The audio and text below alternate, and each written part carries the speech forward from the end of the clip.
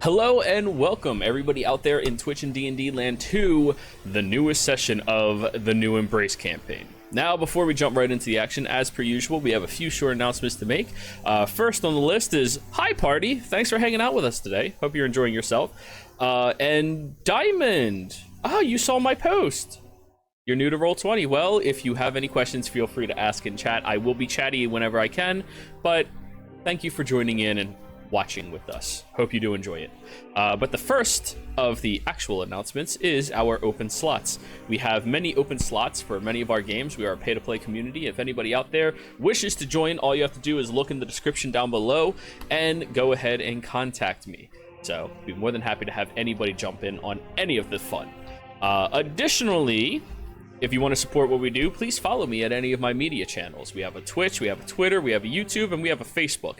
You're probably watching this on YouTube or Twitch, so, you know, follow me on the other ones. I do try to stay up to date, and I do share any dank memes that come my way, so just keep that in mind as well. And last but not least, as I love talking about them so much, the TPK Kickstarter. They've hit their third milestone with this Kickstarter, and they're only halfway done with the trial for it.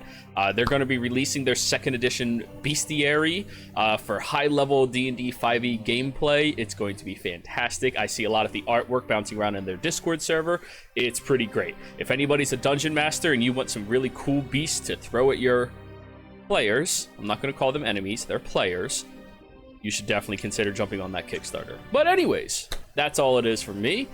Zen, why don't you tell me what's been going on here in New Embrace?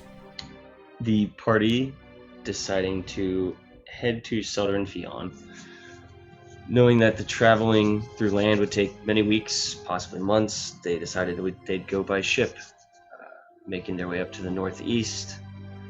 They found a way to get themselves a boat with a captain by the name of Mia, a renowned pirate captain, unknown to most of the party until they realized they had stolen a ship that wasn't hers.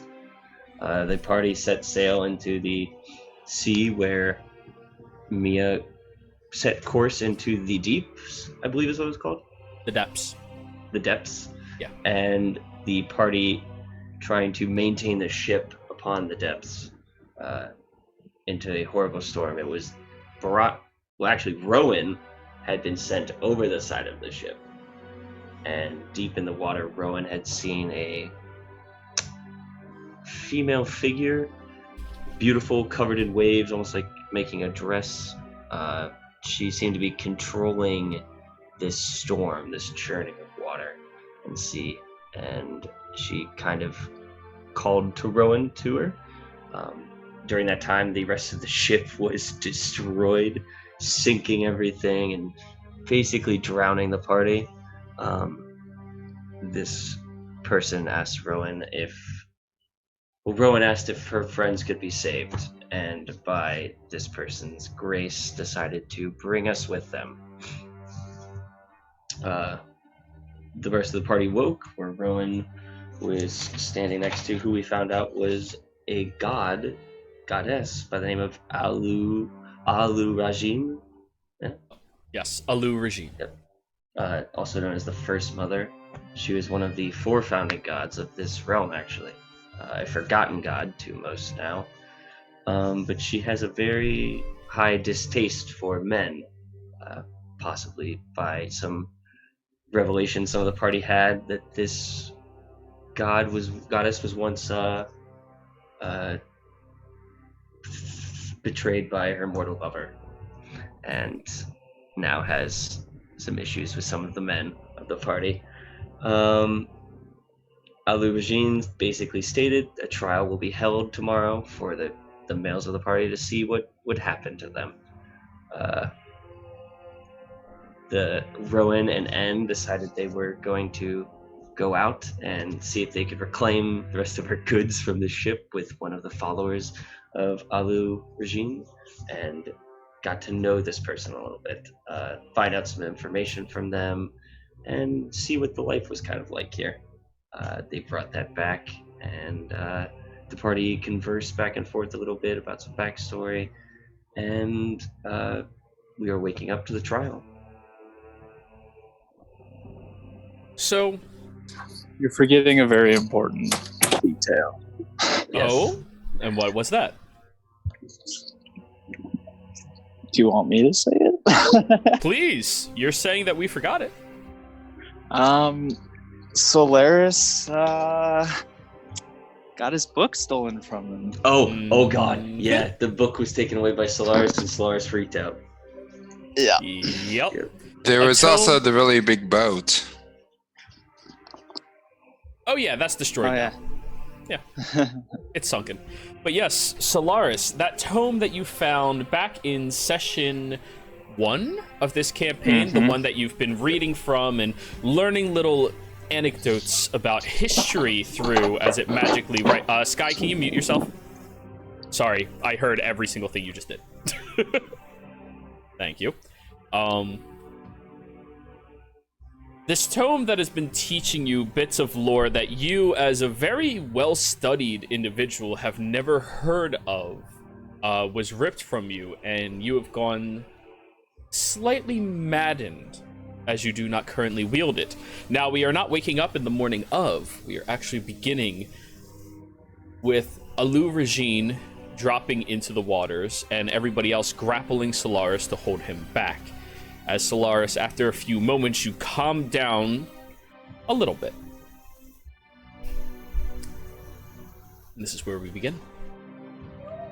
I'd say Solaris, after simmering a little bit, just kind of slumps back against one of the walls and just kind of like sits, head slumped over, hair messy and kind of like hanging over his face, arms up on his knees, and just kind of like staring blankly at the ground. Solaris, usually I'm the one that loses my cool, but you good? It is just a book.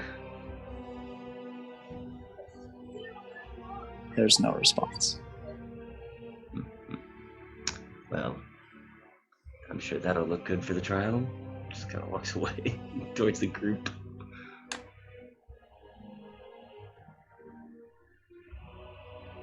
Huh.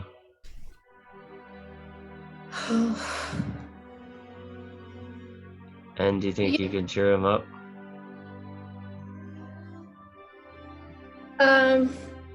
I think what's best right now is just give him a little bit of space. And then I'll work my magic. Okay, alright. Probably am not the best person right now because I'm very, very upset as well. About the book? About this whole thing. Oh, situation. Yeah, this is fucked. Just Kinda judging an crazy. entire group of people based off of one experience with one of them untold ages ago just gets under my skin.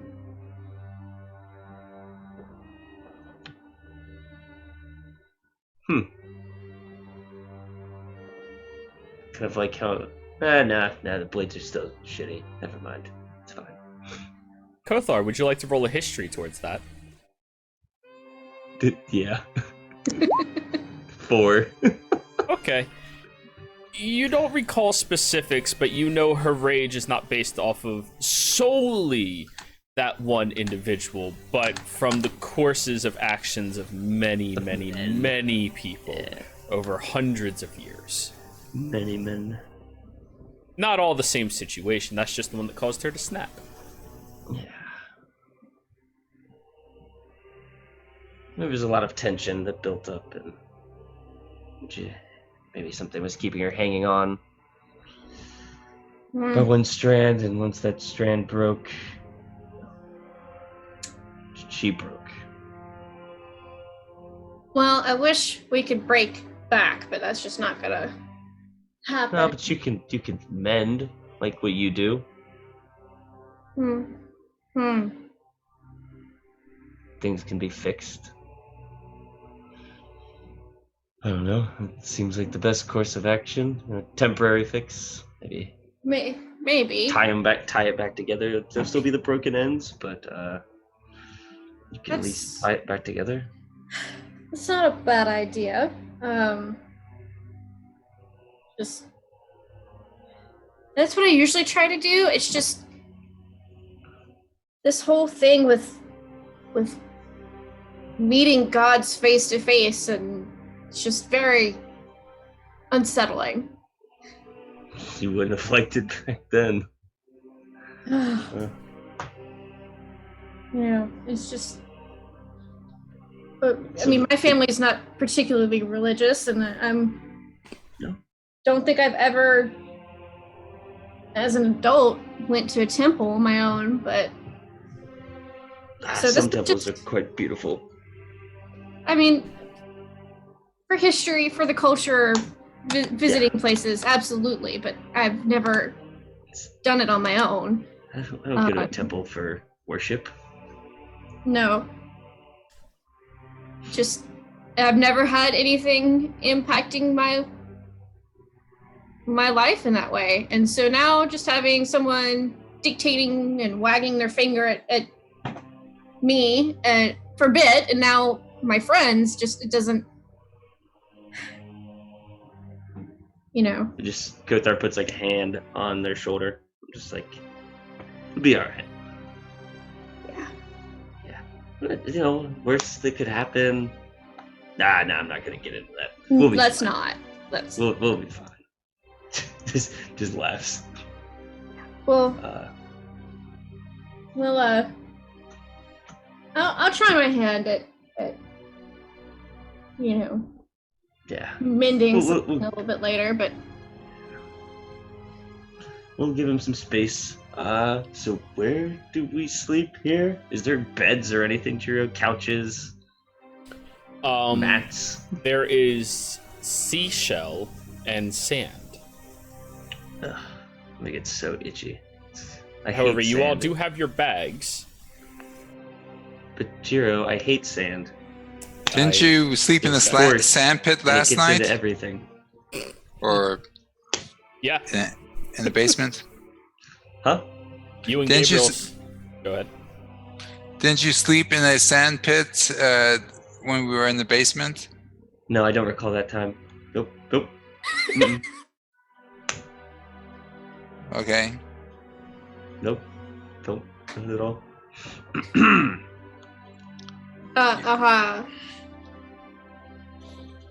And is just like being so prissy about the sand, like just brushing it off and like finding more in their tail and like combing it out like desperately, and just is like so saddened by the whole situation. Is it like a top layer of sand? Like if I kick some away, was it like, Make a survival check. Boy. 10. Okay. You start digging through the sand, and you notice at the bottom of the sand is more seashell. As you are in a gigantic conch right now. Interesting. I don't want to piss it off.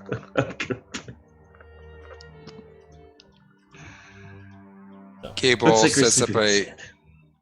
sets up a bed next to the wall. You can care less about the sand. Yeah. My bed, bro, is soaked. Wringing it out. Everything is soaked.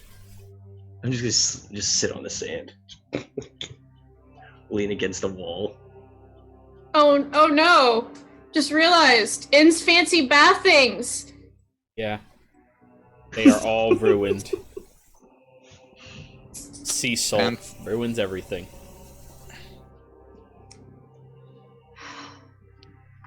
Sad face.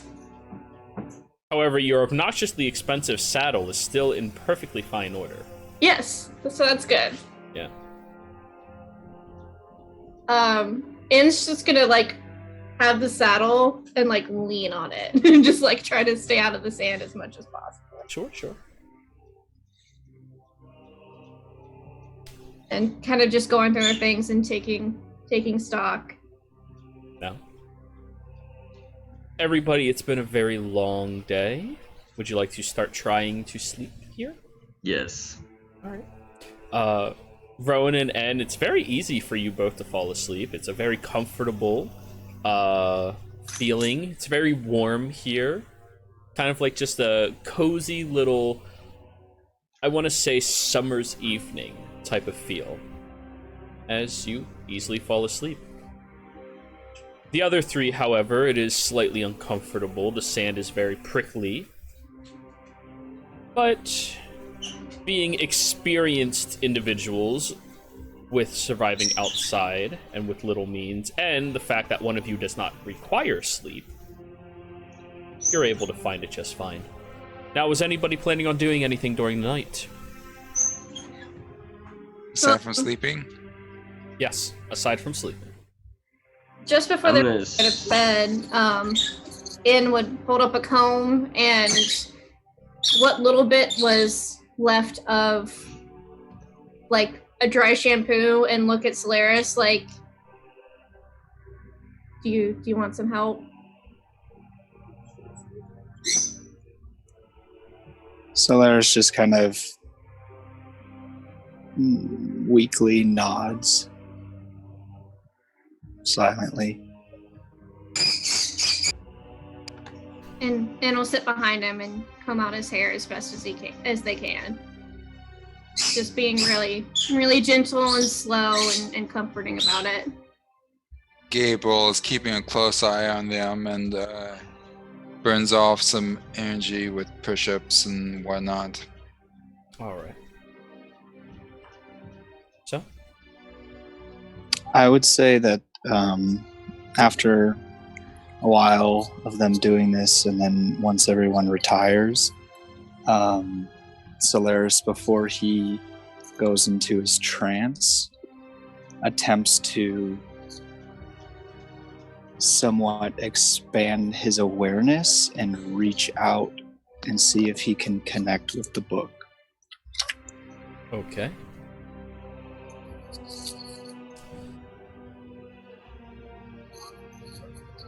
You begin trying to broaden your mind and open it out to the same magical connection that you felt with this tome numerous times in the past. And as you are stretching further and further towards it and reaching, it doesn't feel like you can grasp it from here.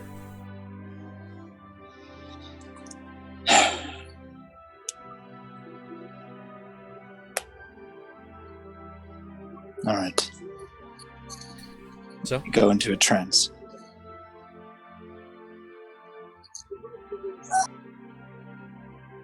Everybody goes to sleep.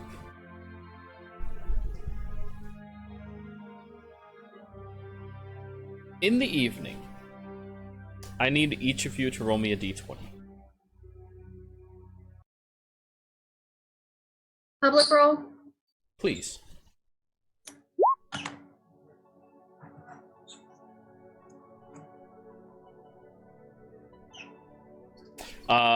And you rolled 20, not d20. Oh. There we go. I was like, yay, 20! Like, That's more appropriate. So, Kothar. Mm-hmm.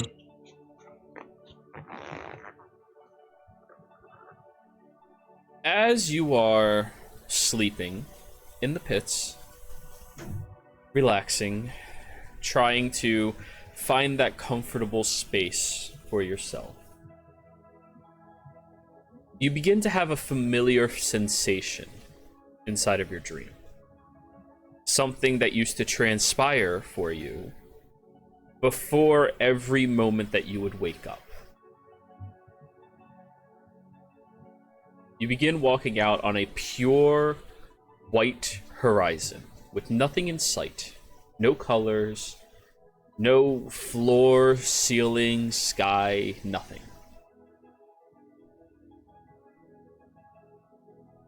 The sensation is familiar to you because this is every single time that the Crystal One would speak to you when you needed to awaken from your sleep.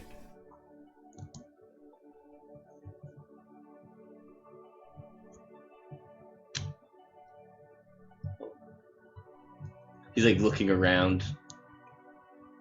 It's pretty familiar, like in its like senses and stuff. Roll a perception check. 18. It is familiar to you. Very familiar. This is the Veiled Expanse. The world that is put in place between the gods and the mortal realm in order to have a buffer from creatures that would try to breach through uncontrollably. You know that the purpose of this is so that if any creature does try to breach into the material realm, they will instead go here. And inside of this expanse, there is no distance. There is no time. There is nothing. It's like a giant flycatcher. Yes. Gotcha. You walk around, not feeling anything between your feet or under your feet. Are you out there? I've met others. The ones they say that are gone.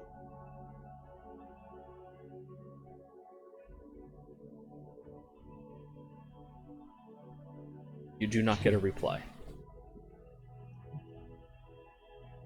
You know they have... You still have some followers. I know of one at least. And you know it's not myself. Not that we don't see eye to eye, but...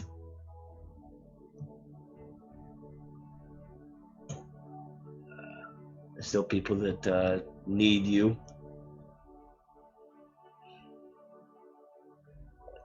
Maybe in this crazy journey, we'll find you again.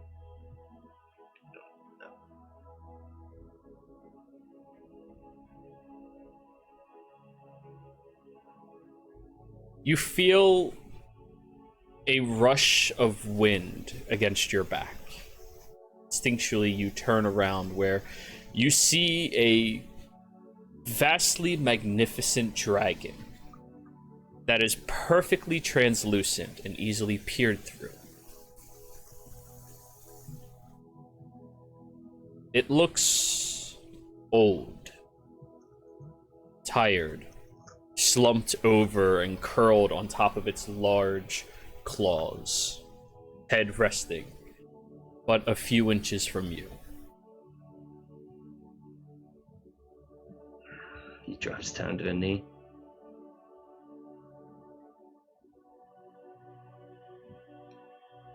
Thought you were gone. I am.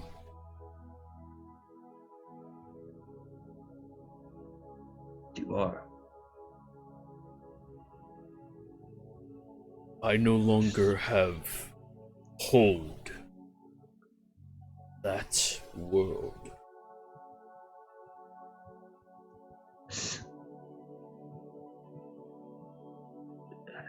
So, I'm just left here? You talked about protecting people and all this other stuff you made me study and care about. You just leave? It is not my choice, boy.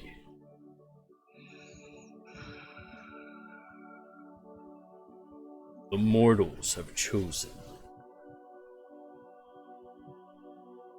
It's just stupid, right?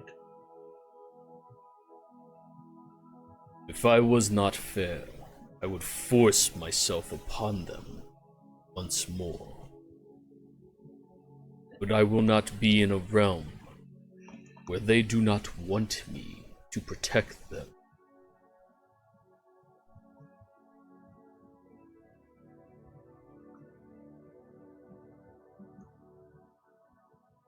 close with him. Is that why we've been asleep for so long? No. You have slept this long because peace has reigned here for so long.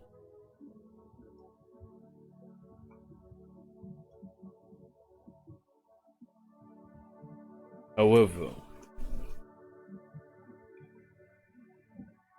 you slept longer than your siblings.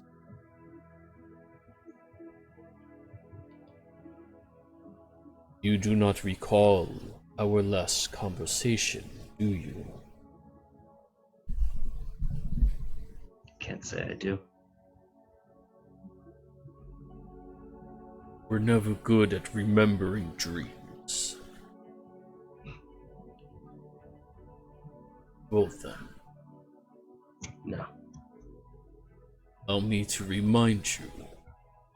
He exhales a breath where you see glitter and flashing lights exhale across your body and skin, completely consuming your form. And a memory returns to you, much more clearly this time. You remember being in this realm once more, a time that you did not remember previously, where the crystal dragon once again came and he told you that the old gods are growing too weak to maintain themselves here, asking you and every one of your siblings if they would choose to stay here and fight, to protect people if they wish, no longer being bound by the same oath they've all sworn, every one of you, before.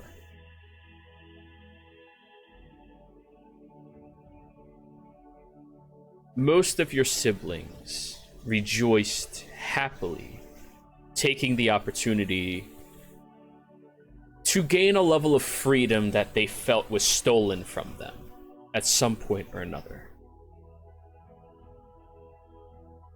You see the twins, both of them, kind of questioning what's going on. You see Marku, the tabaxi right-hand man to yourself. And you see another one of your newest siblings, the only ones that chose to stay where they were. The newest one was an elven woman. Long red hair, very pointed, long ears, very quick, sly, with 3 freckles on her right cheek, very bold by comparison of her darker than average complexion. As all of the rest of them took the opportunity to relinquish themselves from their appropriate gods and to gain freedom from the state that all of them were in. You see yourself questioning Bahamut as to why they're granting you this option now. His response was simple. Their power is waning, and keeping mortals in a slumbered state is too exhausting. Some of the gods chose to instead put themselves in slumbered states for a different mortal to find them in the future. However, you and the crystal dragon never seeing fully eye to eye, not 100%, decided that if you wish to stay, you are welcome to. But he is not going to control your fate anymore. The breath ends exhaustingly across you as he is sitting there once again.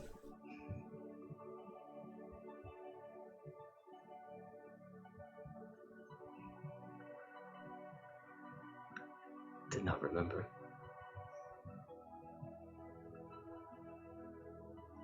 Oh, The twins are gone. are they? Yes. What happened? The portals. They're being opened again.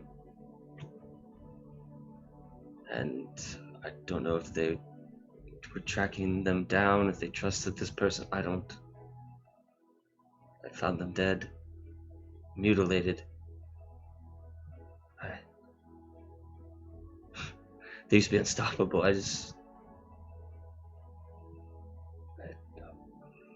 don't know what's happening. And all of the things we used, their swords are gone. My ring, and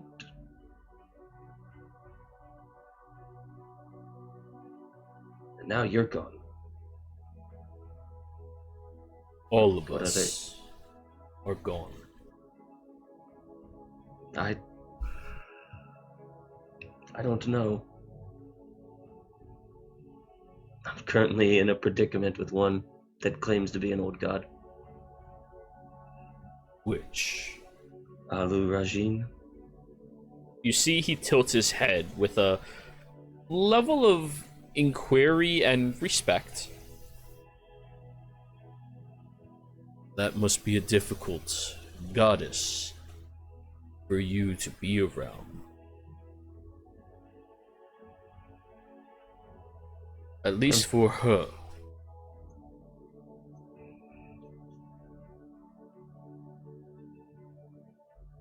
Yes.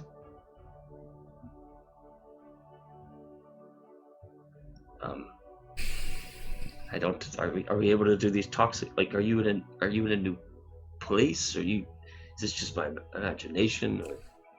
This is where I am now. I don't want to. So you're staying here to keep giving me power? I'm staying here as the last thing I can do with my power. To destroy any foreign entities that try to bound into your realm. To protect the weak? He nods. You sounded more like me there. Usually you started with that one I just said.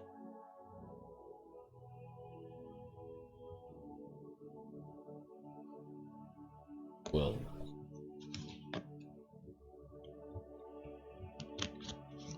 Kothar, we've never been close. But you do your job. And that I respect.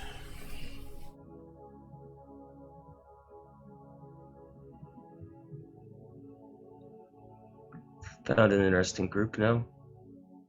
Oh. A decent place. A new life. Not really. It's still the same, but in different matters. Not for a god. I guess more for myself now. I was trying to find you this entire time, honestly. They kept saying that they were gone, but there was hints of you all not being gone. And just thought maybe there was a chance. Some of us choose to slumber and wait. That's not my way. Maybe that's why we had one thing in common.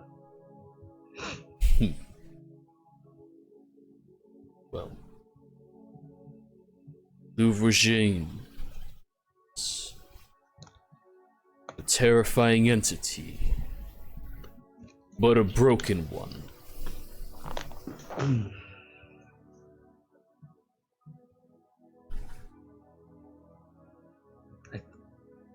think she could have, if shown that some can be better, that there's the chance for amends, maybe, and not such a disdain for men. She needs somebody to prove her wrong.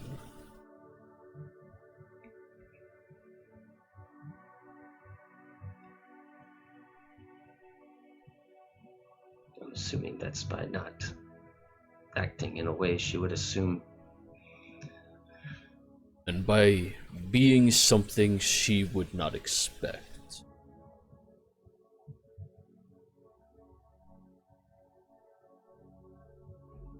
Such as someone who works for you. You do not work for me, Kothar. Never have, and I do not expect you to now. You work alongside each other.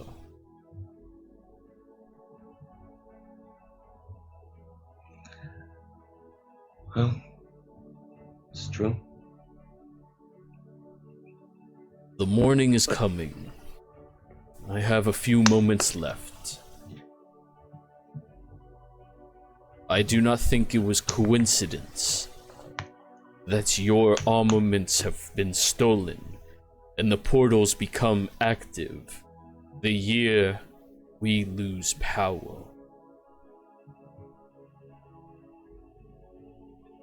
You are a free person to do what you wish. But if you wish to find out more, pursue those thoughts. Stop whoever is trying to break the balance. And defend all of them.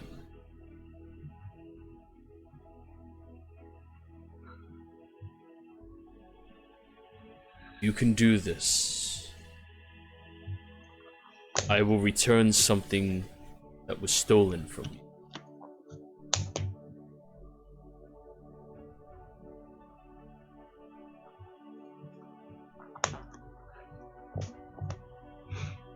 Okay.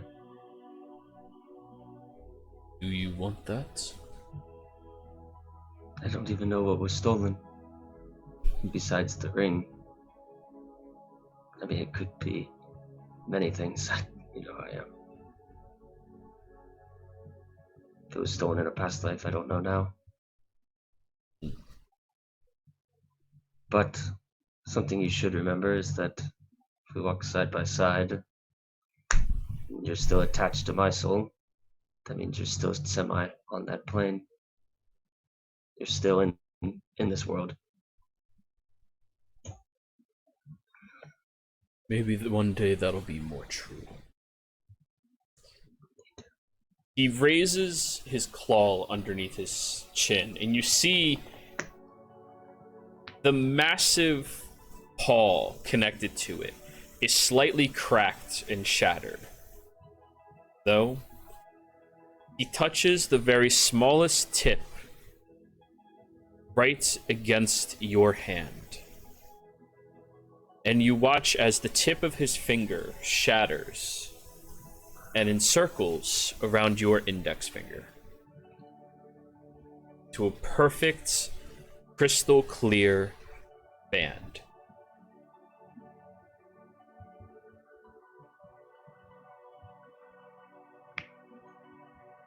Not just anyone can wear that.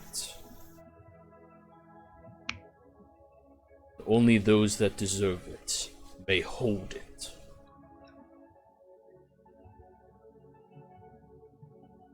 Whoever took it does not understand what it means to be pure.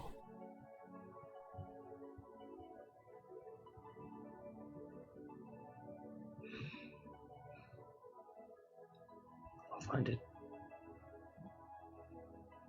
He nods. And you watch as this ever-expanding scape dissolves away. And for the first time in just over a year, Kothar, You slept like a rock. Not just a heavy sleep from alcohol and sex, but a good, solid, therapeutic sleep. And now, everybody wakes up.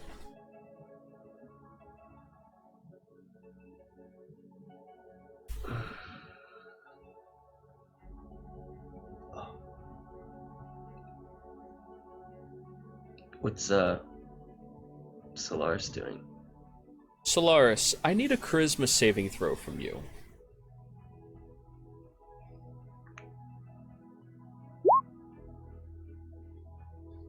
He still seems agitated. Nowhere near as out of control as before, and, well, not as obsessively depressed, but still has that look of earning in his eye. He's still just kind of sitting there looking at the hole where the water is, just staring blankly into it with kind of a scowl on his face. Solaris, you noticed something last night, since you only transfer 4 hours, and your passive is fairly high. At some point during the night, Kothar rolled over, and you watch as a crystal band materialized on his index finger. That's interesting.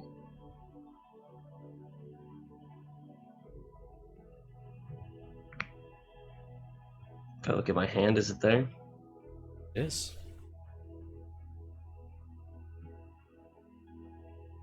Is it actually?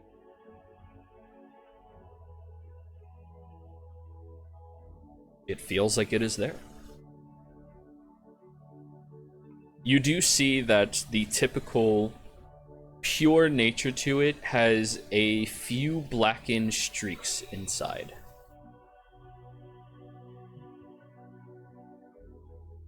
Interesting.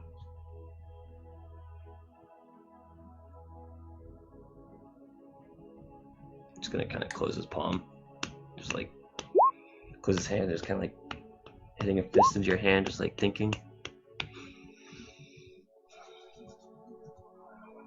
Well, how did everyone sleep?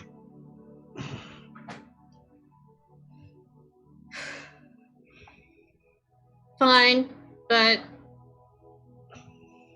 that's something I'm actually upset about. Upset about? Mm-hmm. Is it? Did your hair get in a mess end from sleeping in the sand like that? Just all. Oh, I slept against the saddle. I'm not so bad, but no, just I hate anyone being unfairly treated, even if I'm on the end that gets treated better. It's very noble of you. Yeah. Might be because you feel for both sides. Seems to be a theme. Yeah. Gabriel still just passed out.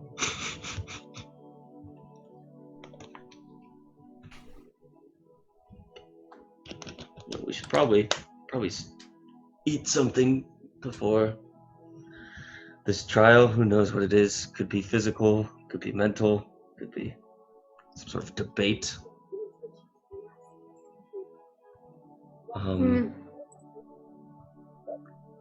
I had a strange dream last night. Strange dream. Yes. You know how the god I talk about, the crystal one, he's one of the forgotten gods. Yeah. Maybe it's because I think I'm tracking, but yes. Yeah. He's like a big dragon, crystally. Okay. Maybe he's been on my mind, but felt really real. Felt like something in the past. I think it's real. Spoke to him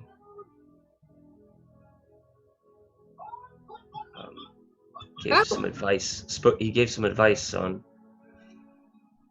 maybe how to handle this trial. Well, if there's anybody advising on how to deal with a god, another god's actually not a bad idea. Yeah. Maybe it was like you know, when you die, your life flashes before your eyes and you see everything happening. Like the way to survive is you're trying to find a way to survive back in your past. And maybe that's what it was, because I may die today. Who knows? That's every day, but Well, I'm going to do everything I can to keep that from happening.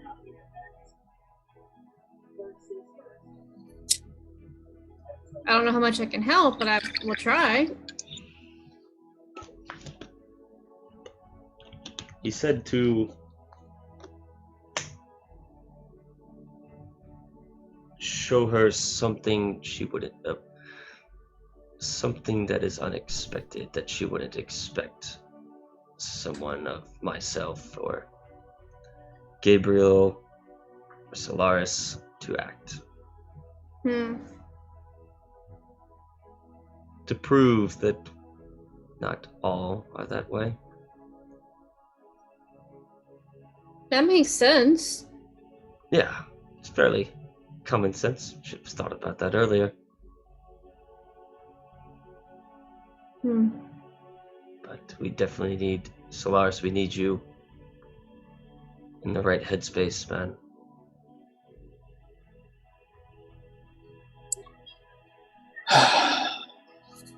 When the time comes, I'll be ready. As long as Reddy is not trying to destroy her. I know my limits. I won't try and take on a god. Didn't know if you had any tricks As up your annoying sleeve. as she is. Oh, Shelly. Hi. Did you Hi, sleep Shelly. here? I slept not far away. I have books. She holds them up. Oh, Yeah, books. She hands them over. They are written in Primordial. okay. All right. Wait. Haha! Does she... Do you know how to speak that? Yes. Of course it is. It's the weirdest fucking language in the world. N can speak it. Yeah. Well, I will spend the next 10 minutes casting Comprehend Languages ritually, so I can also read it. By the way, Alu Regine already set up the stadium. It looks like it's going to be fun. You have 1 hour. Fun. Yeah. Great. Oh, she's setting up so many different rooms in there. Like I saw she was utilizing some of the creatures from the local area to hang out as well. Oh, it looks like so much fun.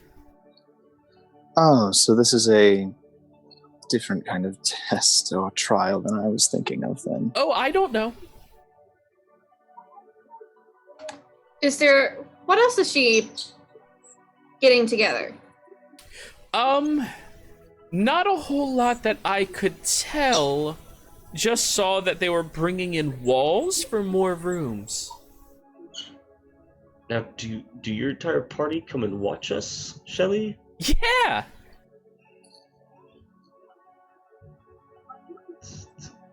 A lot of women all in one place. Well, I mean, that's what this entire place is. Very A peaceful lot place. of women in one place. I know, isn't it great? Yeah, so great. I'm I'm feeling very welcomed. happy. Though confused as to sarcasm. why. You've been very welcoming, Shelley. Oh, I try. I like new people. New people are a lot of fun.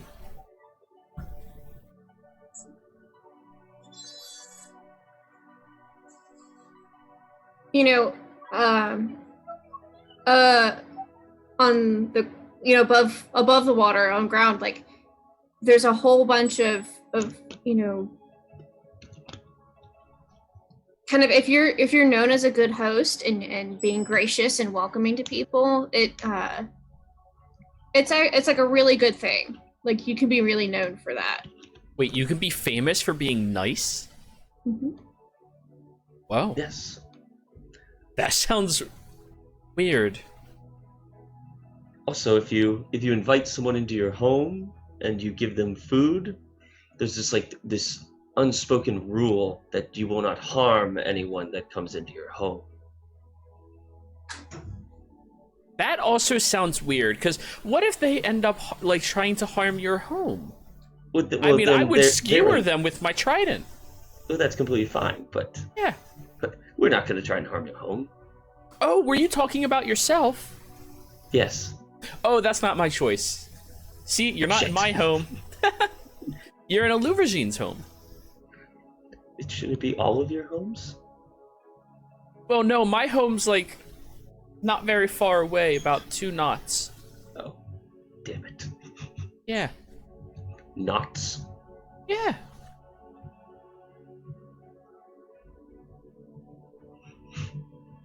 Interesting. It's We a use the metric system. Oh, that sounds really You must uncivilized. you must be like there's this other place, America. They use a different measuring system, unlike everywhere else in the world. Well, they must be wrong. Yes. They think they're right. But anyways. Oh, by the way, I brought some food. Here's some crab sandwiches, and she throws a giant tray up. Shockingly, the bread's not soggy. I'm gonna start eating. This is impressive. Thank you.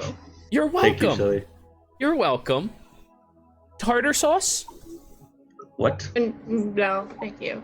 Tartar sauce. And she holds out a small bowl full of this like gelatinous looking white liquid with a few black speckles in it. Ew. It's really good. I'll be a good guess and try. Okay. Not bad. It's sweet, but bitter. It's not bad. The texture is strangest. odd. It's the strangest sensation. Right? Mm-hmm. Really So good. good. Do you prefer So cocktail good. sauce? She holds out a red sauce instead. Oh, yes. Yes. Go ahead. Radish. I'm sorry? Lots of horseradish in it. Oh, lots. Perfect. It is spicy as fuck. Ian is very pleased. Ah. Well, this is great. I'm gonna go get myself some front row seats, okay? I'm rooting for you all. Hope you do great. And she just swims away. Good. Oh boy. So we're going to fight on our own? I'm not sure. Maybe it's a multiple step process, different rooms, different tests. I'm not sure.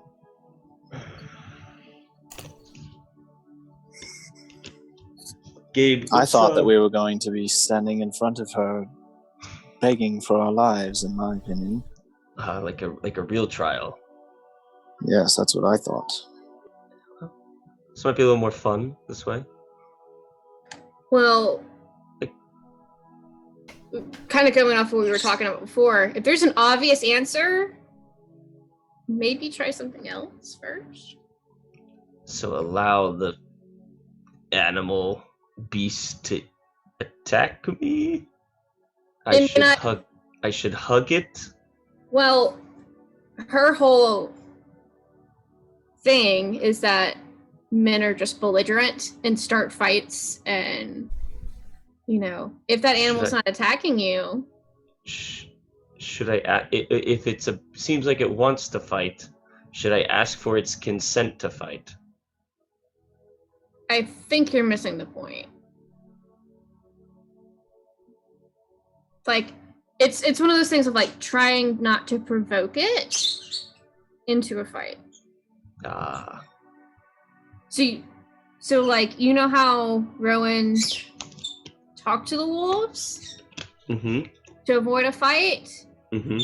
Maybe it's kind of like trying not to be like threatening to whatever creature it is.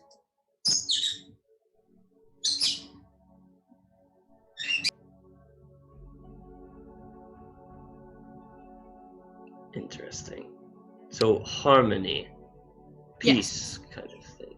Yeah. So like, you know how the imp was in the dungeon under the tree, And I wanted to kill it.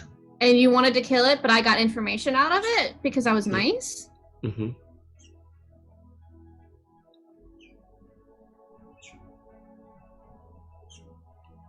That maybe that's kind of. I just don't trust imps. That's. I mean, you have to keep an eye on them, definitely. But maybe that's taking that kind of route of like, you know, defending yourself. Sure, like defending somebody else, but like trying not to like Protect the weak. Yeah. Yeah. I see.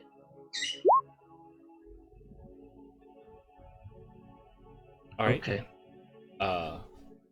Solaris, I need 2D100s from you to find out which books that you found, or that she got you. Ooh! Wow. Oh. So we'll start with the second book, okay? Okay. Okay. It is a fantastic, long-winded, very long fable written ages ago about a halfling who ventured around the realm going through heroic endeavors that nobody believed he big enough to achieve by himself, but always proving them wrong. It is a very fantastic fable that is very long-winded and probably written by the person who is recounting these events, as every description of themselves comes with about 3 to 4 adjectives of praise. All right. There and back again. The second one appears to be a personal diary of a mage, recounting different experiences that they've gone through and their solutions to various problems that they've been experiencing. Different hurdles and endeavors cross over them. They had to traverse through very dense forestation, and therefore their biggest solution was to make themselves leave no tracks behind, so nothing could hunt them. And then they went into a different scenario and situation where they had to traverse into hidden away coves along the shorelines of Tanglewoods. And as such, they adapted their magical potency to be able to grant themselves the ability to breathe underwater. And it seems to be a little diary recounting those two endeavors and systematically writing out and theory crafting the spells that they were casting. So, you have that at your disposal whenever you are high enough level to cast those spells and have enough paper and ink to write them down. Oh, this is actually a spell page. Awesome. Yeah, it's a diary recount. It's not an actual major spell book, but Right. it is their theory crafting of spells. Wow. Yep. Do I know which spells? Um, Or is it just kind of like a mystery? I mean, it's spells that you do not know personally. I can tell you that Right. much. The latter one was water breathing. Okay. And the first one was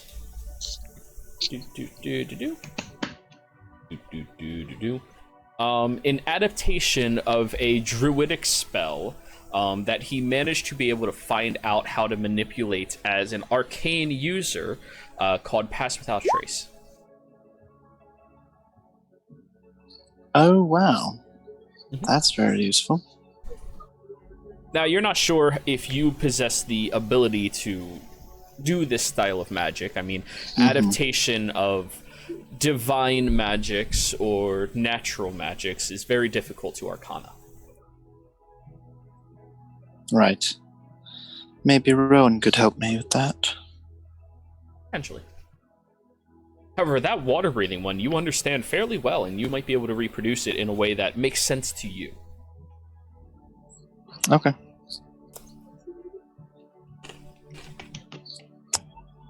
So, So how'd she do? It's probably books on like boiling fish and no, actually, these are quite fascinating books. Thank you, Shirley. Oh, you're welcome.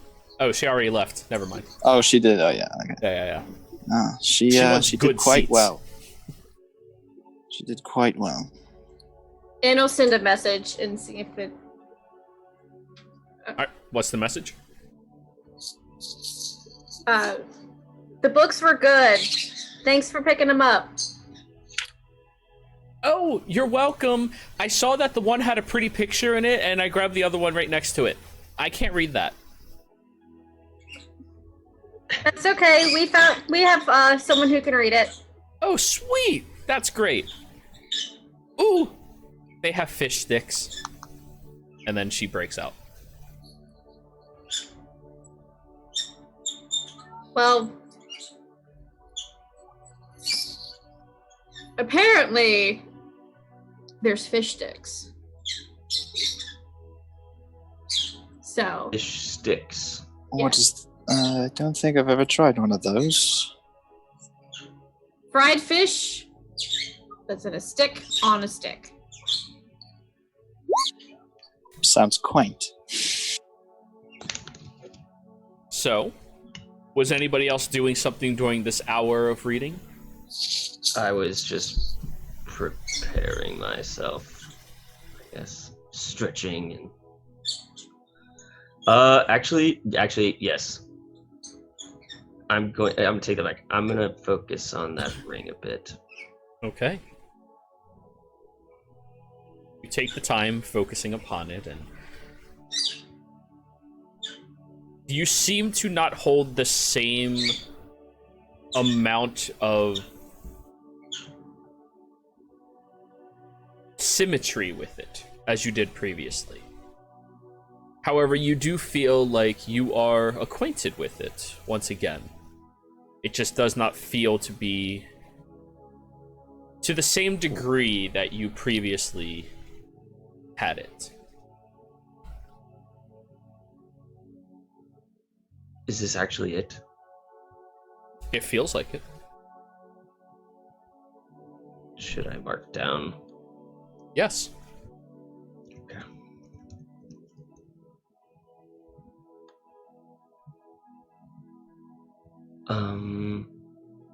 I don't have everything for that. You don't have the stats? Did I not send I that know to you? it. You did, but I'll find it. I know where it is. I Okay. got it.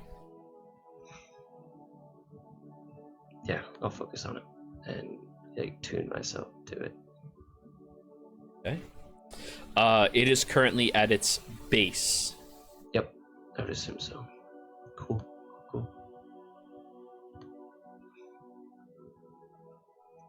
I'm guessing it's on like my middle of the three fingers. No, it's on your index finger. It stands out my more index. boldly than all of them. Okay.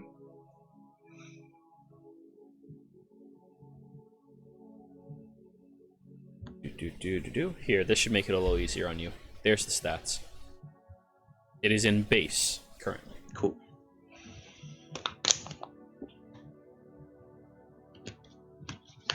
So, after the hour has gone by, if nobody else has done anything, you watch as the water fills up into your little conch as 2 large sea elves produce themselves, stretching out of the water and looking at each of you. The mother is ready for you now. Both of them looking at Rowan or N, ignoring the 5 guys in the room. Or 6 guys in the room. 6 guys. Oh yeah, the other ones. I Yeah, totally yeah. forgot they were there. Yeah, they've kind of just been like in the corner going, fuck.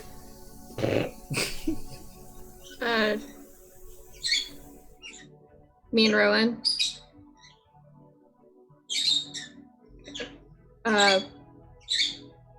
Good luck, guys. You two are coming as well. You will be examiners of their events, judging them.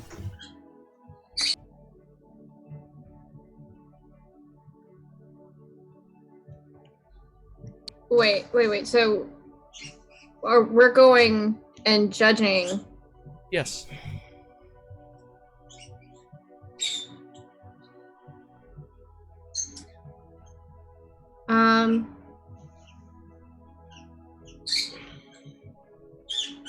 Oh, okay. And so In is gonna take a second and like go and give. There's what, 6 guys? Yeah. Okay, so It only lasts 10 minutes. yeah. I'm guessing it's gonna be longer than 10 minutes to. You ask them? How?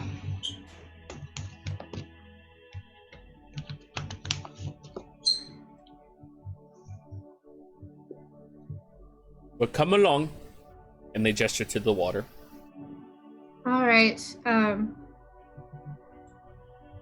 Just one moment, and In's gonna whisper an inspiration to Solaris and Gabriel and Gothar. Okay. Each. Fuck the other 3. I gotcha. Man, Yeah, Mickey's not that good of a guy. It's cool. I feel like I have to reserve 1. Okay. In case things go really wrong. Sure. So. Fine. Hey, I'm not trying to guilt trick you. I'm just doing it. Yeah, there's no try. Hey, can I, like, avoid going to this thing? I mean, I kind of have a tummy ache. I don't think if you wish to make it out of here alive, you should probably come. He, like, walks over to you, Solaris, pulls on your sleeve for you to drop down to talk to him. He goes, I've never really been good at talking to women sober. It's alright, just don't be an asshole. Well, You'll be alright. Be honest. Be honest or don't be an asshole? You guys are giving me really mixed signals here. Just If you being honest makes you an asshole, then in this situation, lie. no. Don't. Oh. Oh, come here. In's gonna be like, come here. They're not helpful. I know. She's been lied to before. Like, Yeah. So here's the thing. You've been great to us. And you haven't been drunk the whole time, right? He looks side to side and about 95% of it. Okay, so there's 5% in there and you were still nice to us. I was right? in the bathroom.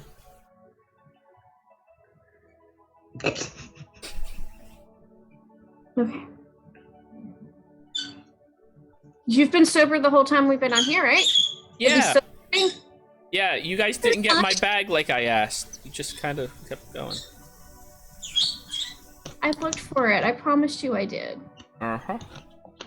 It's a lot of booze. Well, then maybe it's a good thing we didn't have it. How's that good? I'd be way better at talking with them if I was a little tipsy.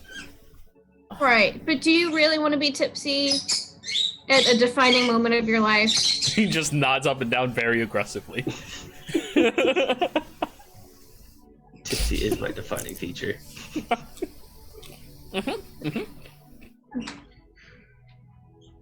You've had a good heart. You've been great to us. And when you drink, you really get past a lot of the whole trying to make up stuff and be a different person. You know, all those barriers and masks that you put up. Yes. Those Drinking come- helps. Yeah. Gable give him a flask of moonshine. Oh, thank God. And he just guzzles it. Okay. Gabriel. If the guy's gonna die, then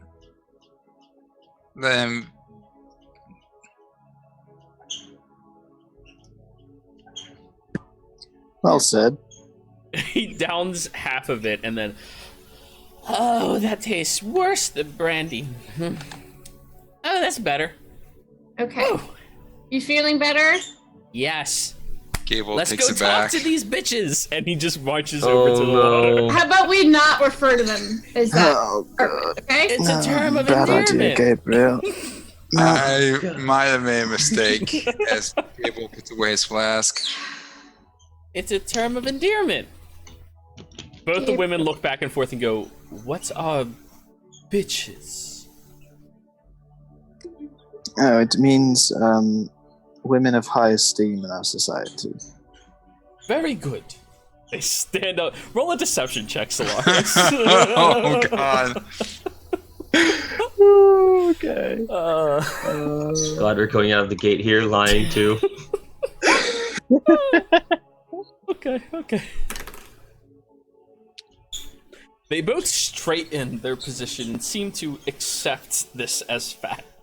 As they roll a natural 3 and do not have a plus Alright. 8. Yay. Bitches. Gabriel, you know, I'm sitting in judgment too, okay? It is fine, my bitches. We will be fine.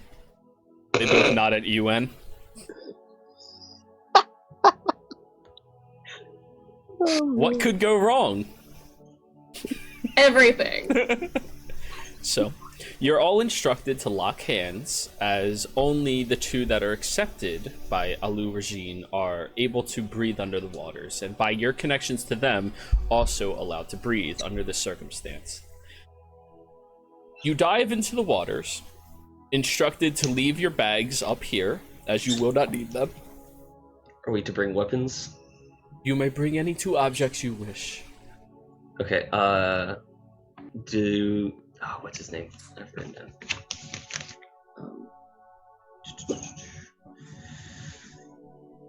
Marshall? He was, Yes. mashed potatoes. Yeah. Does he have a weapon on him? No, but he knows how to fight without them. Okay. I'm giving Mitch this Bader spear. You give Mitch a spear. The Batir spear. Oh, cool! And it's huge by comparison of him. Actually, no, it was made by a goblin goblins. spear. Yeah, it was no, a goblin it looks... spear. Wow! Why'd you have some... Did you use this for picking your teeth? Mitch, this is because you saw something in me, and it is yours now. No takesy backsies? No takesy backsies. Hell yeah! And he just like curls up with it. And then he goes over to you, Gabriel, and goes, hey, if you want, I'll take the flask as my second item, and if we see each other down there, I can share with you. I think I've made enough of a mistake with it. Thank you.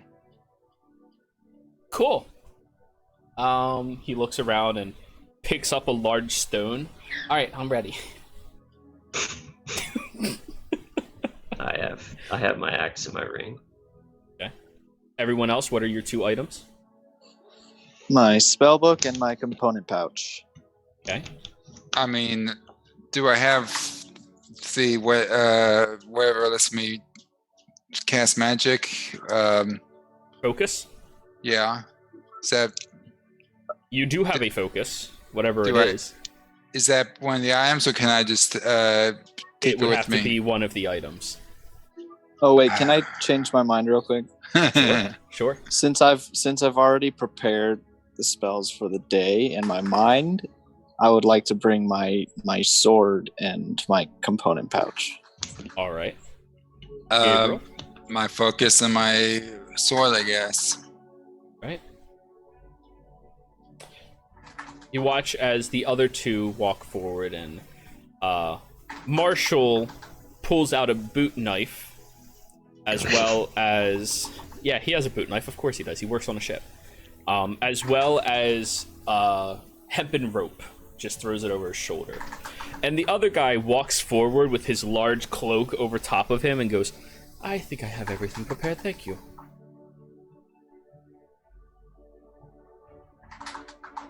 So, you all grab hands and jump into the water, splashing through them, and for the first time for many of you, seeing this wondrous underwater, beautiful city, well constructed, with natural lighting emanating from different crystals and different reefs that grow naturally down here. You look over at a grandiose, large, standing building made out of hunks of coral and built into the side of this expanding reef that you seem to be residing beside.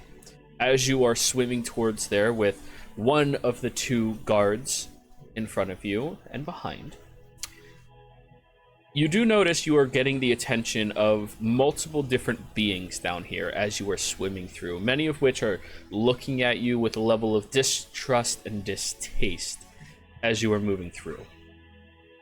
Once you get over to the large set doors and they open up wide, you see that this is a dome-like arena inside of this massive building. There are creatures swimming all around the top and around the edges of this arena. Dead center in the middle of it, there does appear to be a few individuals that are still setting some things up, and you notice that there are a total of 20 rooms that have all been sectioned off inside of there.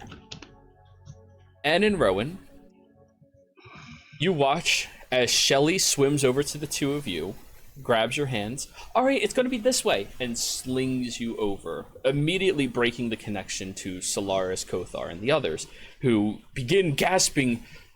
But apparently you can breathe in the water, though it's uncomfortable. Now, Good luck. as you're all sitting there, hearing Just the waves. waves, Yeah.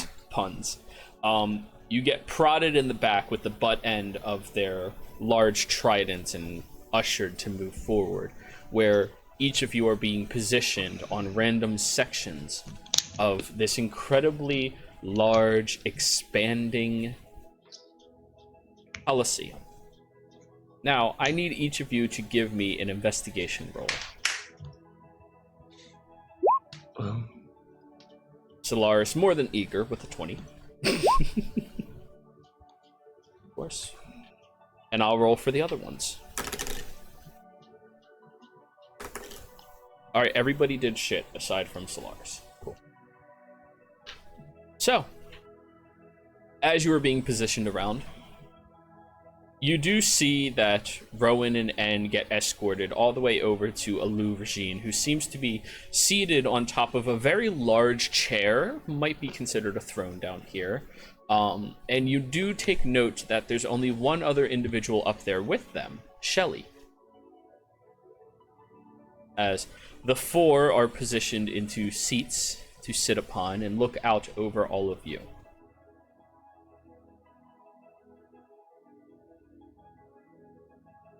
Sisters and daughters,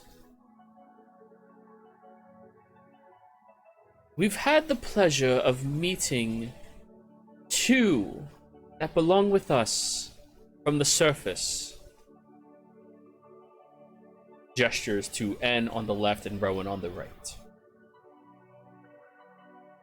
we were introduced to a new calling of people that before now were outside my gazes. And for that I thank you. She nods at you, and worthy of being accepted by us and to live amongst us if they wish.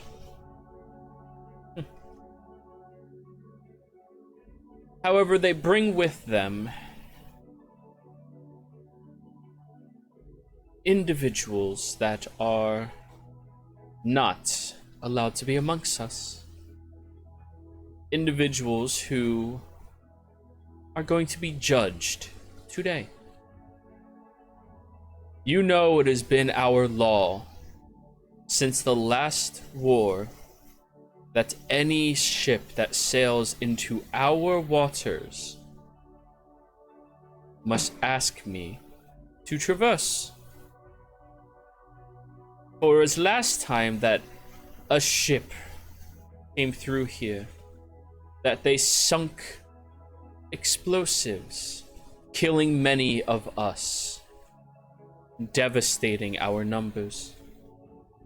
It was the time before that where we gave that exception to our rule, where they ravaged ships, taking people as prisoners and to be used as cattle for their own deeds. And we all know the other events. Our laws are in place for a reason, to keep all of us safe. The 6 of you stand trial today as representatives of the new world, to represent all of mankind, and to show us if my evaluation was truly unjust and uncalled for, and if my actions were unnecessary.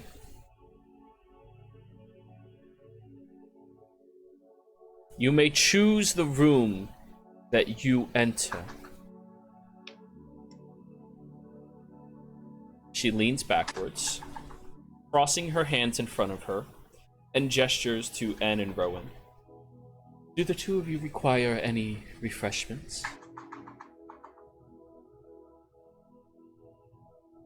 Thank you for the offer, but my thoughts are with my friends. She nods. Shelley, did you keep an eye on them last night? Oh yes, of course. Good. As Shelley's sitting on the far side of you and next to Rowan, as the 4th judge. Now, after taking a moment, everybody evaluating and picking what rooms might be reasonable, Gabriel, you're not having much luck. I mean, you look at the doors and all of them are slightly different, imbued with different corals and gems and sections of wood, maybe? Can't really tell that well. But all of it seems more or less the same to you. So, you settle on a random room. Kothar, you evaluate them, trying to sniff out anything if you could, and unfortunately you're not smelling something that could be beyond these rooms. However, you do hear a low resonating grumble coming from one. And probably feel like that might be more up your alley as a test. Solaris, you take your time evaluating them, peering at them, thinking, mulling it over. And you find one room that does not seem to have light coming from the bottom of it. In fact, it seems a little cold as well. But there does not seem to be any disturbance that might be from the other side. Meaning it might be a mental challenge and more up your route of expertise. Understood. So, I'll take that one. as you've all chosen, Alou Regine steps forward. You've chosen your doors. Tell me why. And she looks down at Gabriel first. It's the closest one. Of course. Looks at you, Kothar.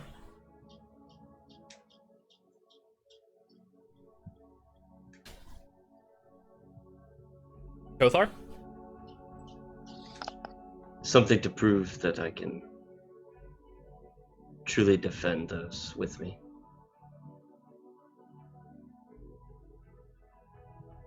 Turns to you, Solaris.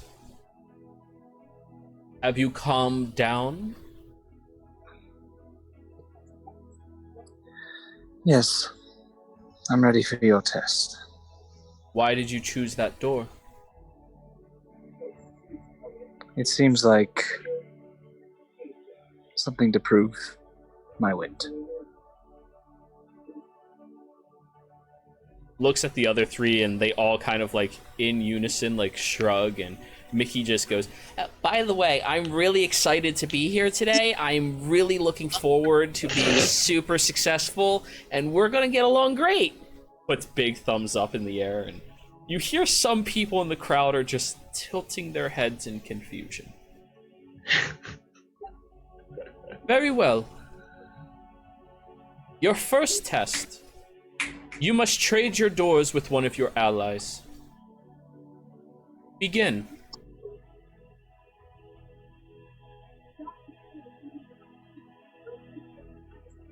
The six of you kind of like swim upwards to look at each other over top of the rooms. Clockwise. Or we best suit our natures. Gabriel maybe taking the door that I had. Okay.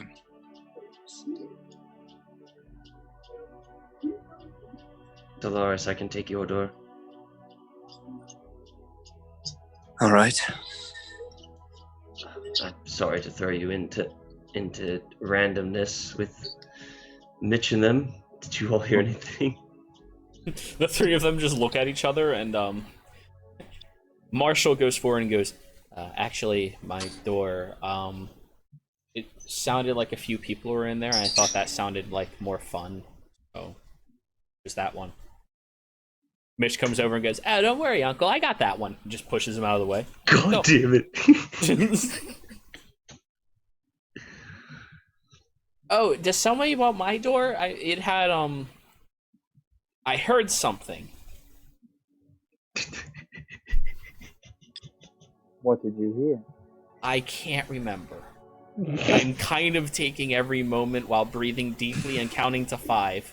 But after 5, I keep forgetting. I'm really sweaty. Thank God we're in water.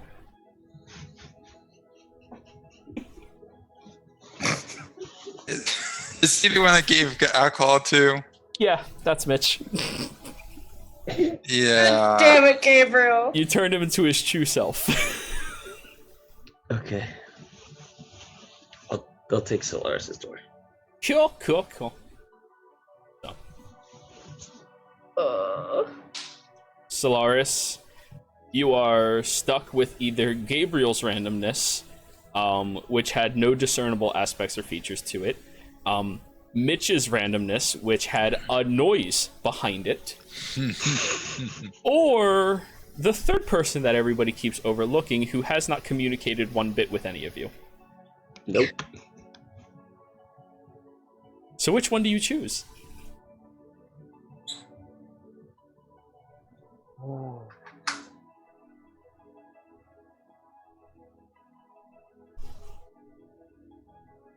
I'll choose Gabriel's. You're really quiet. I'll choose Gabriel's. All right, so pure random. Gotcha.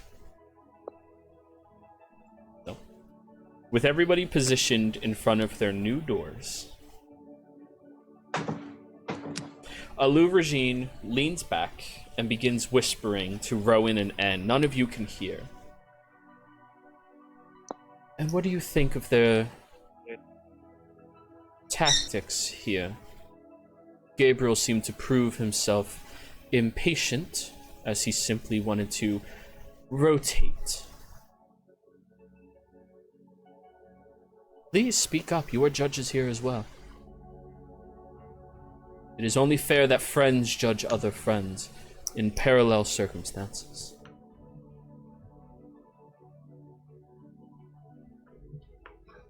Knowing Gabriel as well as I do, it's simply that I wouldn't call it impatient. I would call it that he feels confident that no matter the situation, there's something that he could do to make a difference. So he is overly confident in his own ability. Oh shit. Good evaluation. Rowan, hears that and goes, I think Kothar managed to do it peacefully.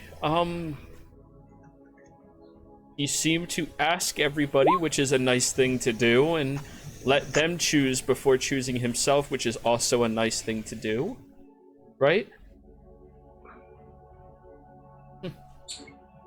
Maybe. Or perhaps he wanted to hear what others are willing to take and decided that he needed to take authority over the situation. Regardless, we will see. Just real quick.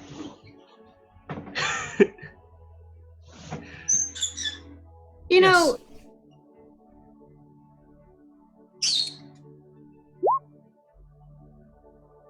I Speak your mind. I have a feeling that no matter how well they do down there, or how well, we act as judges, there's going to be a moment when you turn it around and try to play down every single thing that everyone does. And, kind of have issue with that. Are you saying my judgment is not fair? I think that you're looking to prove something, so no matter what evidence becomes in front of you, that you've already made an opinion. I have. And that is why I've brought a third. My voice is worth two of yours. You have a child who is curious about all of you judging as well. My mind has been made up, but I do not rule absolutely. Mm-hmm. Change her mind, not mine.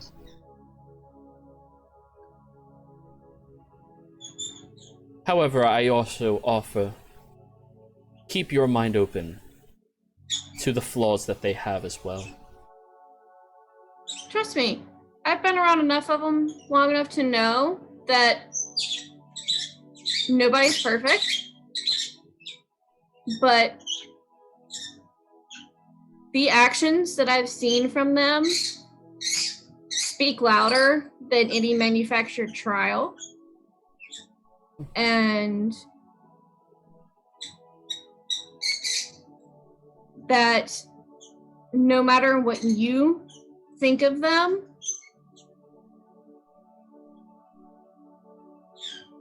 it's not even going to be close to a fair assessment. Well, just because you're looking for the worst in them. Astute observation. May we continue?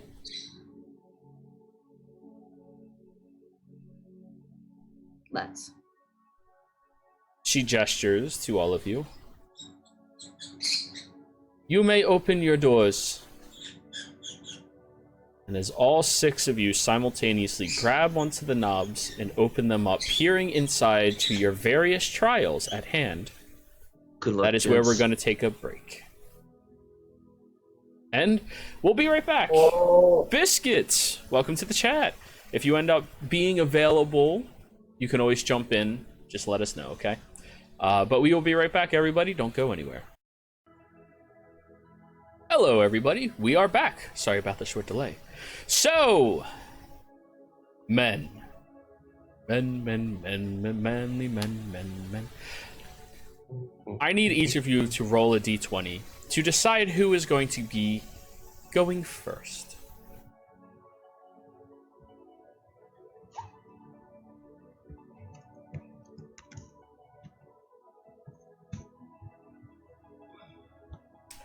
Looks like Gabriel, you're going first. So, Gabriel, you took Kothar's room, correct? Correct. You open the door, and there's initially a bright blue light that almost blinds you, and when you open your eyes after shielding against it, you see that you are inside of a large chamber of sorts, far more large than the outside of these rooms that you were walking around leisurely before. The floor beneath your feet is made out of sand. Though there is no water in here, you're breathing normal air. You look up and you do notice there is a ceiling that is painted like the blue skies above. You begin walking around, where you discover there is a large, hulking boar, about 6 feet tall, with tusks that stretch out from its face by about 4 to 5 feet, razor sharp. That is, as it's kind of sitting not that far away from you, wrapped into itself and curled into a bit of a ball.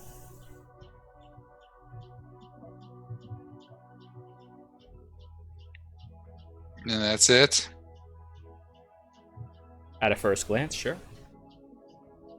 Gable walks over the middle of the room, sits down in Indian style and just meditates until he hears something. So, as you approach towards the middle of the room, you watch the giant boar's attention snaps to you and... Oh yeah, I can't do that voice, sorry. It starts reeing incredibly loud in your direction. I tried, it's not happening. That's gonna hurt way too much. Whew, my vocals are not set to that right now. But it starts doing that incredibly loudly in your direction, and it stands up and starts raking its large paw in the sand in your direction. Gable keeps his hands to his side empty and just doesn't stare down. So it looks off to the side. Doesn't do anything threatening at all. Okay. Roll me an animal handling check to see how not threatening you are right now. Ooh. That's not a bad roll. Not a bad roll at all. You manage to get over to the center of the room without bringing an exuberant amount of attention over towards yourself. And as you sit there in the sand, the reeing slows as it starts turning its head from side to side, evaluating you.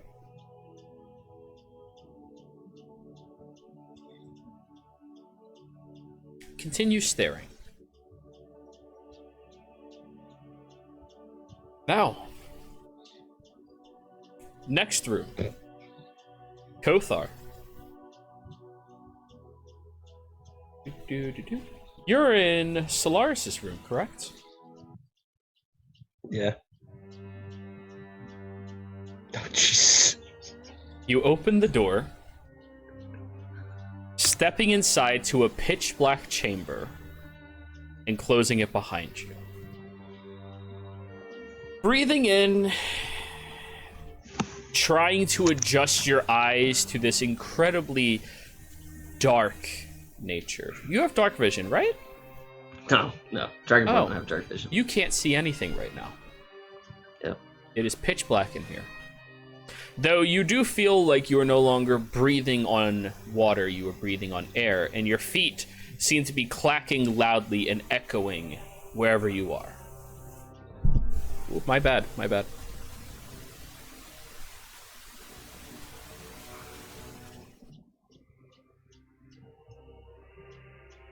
I'll kind of see if I can hear anything. Roll a perception check.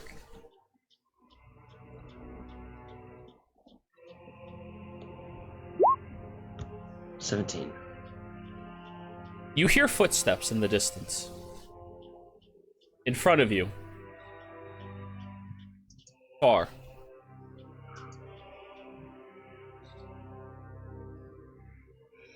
I'll keep kind of going that way towards it. Okay. You are listening to your own footsteps now echoing even more loudly. And as you get closer towards it, you hear the other footsteps are coming more frequently, moving faster.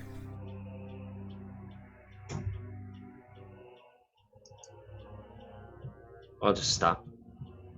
Okay. The other footsteps continue moving. Slowing down, but continuing. But they're getting closer. Further. Oh. Wait, why do you run?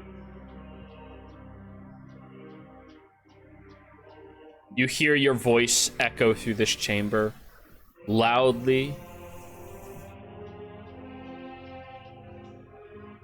The footsteps hesitate, but continue moving. No response.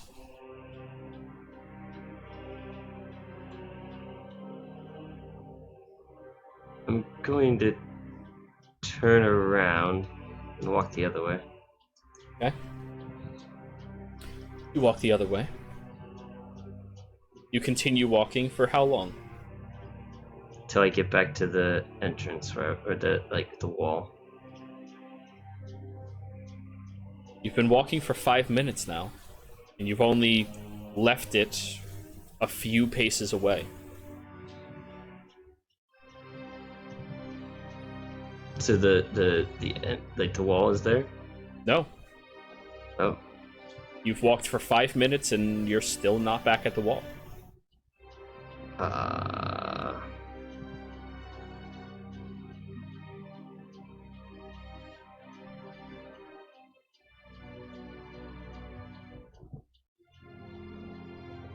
And if I turn around? You turn around. I can't see anything, so I don't. Oh my god, I don't. Okay, so there was footsteps I heard. They were walking normally. I started walking. They picked up faster. Yes. I stopped. They slowed down. Yes. I walked backwards. They continued walking. Forward. As best as you can tell. The footsteps are growing a bit more quiet. Further.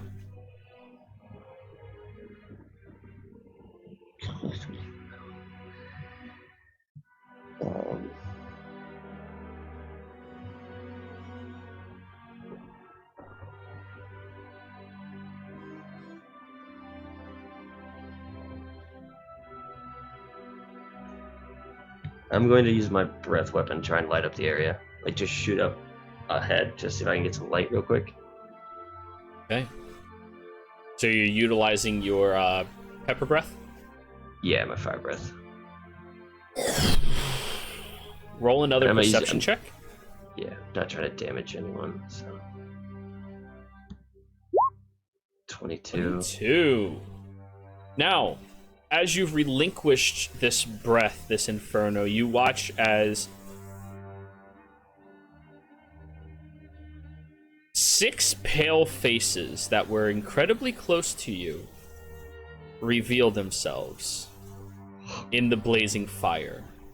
Each one contorted with a different expression. Some of them aggressive, some of them passive, some of them scared, some of them cocky. And as quickly as your breath shoots out and extinguishes, you no longer see those faces, but you know they're all still around you.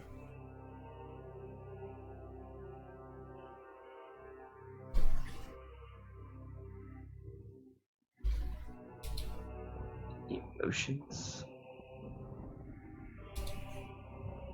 And if I just put a hand out, do I touch anything? Nothing. God. This is a horrible decision. Can you write down what the faces were again? Sorry. I'm doing that right now. Okay.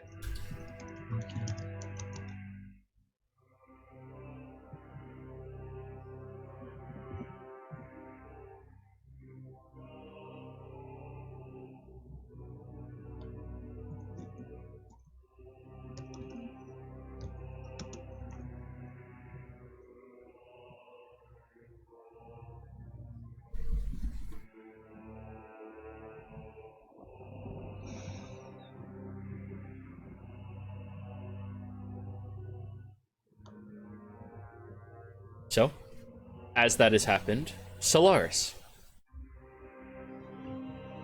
you have a random Yes. room.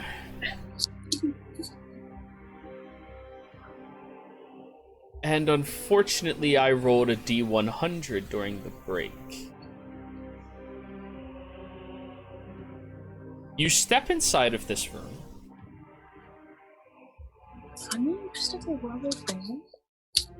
Hello, person. But you step inside of the room. You see a black and white checkered floor. Beautiful tiling, air surrounding you, and a very simple looking table with 3 chairs.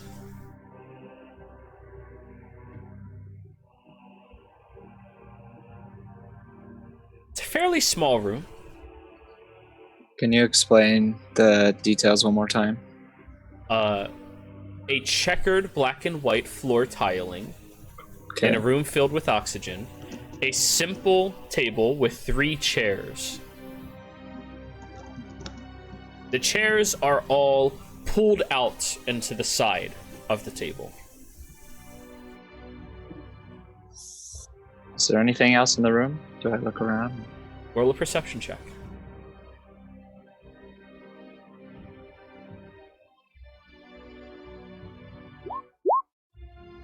There appears to be a folded note on the table, Okay. but nothing else.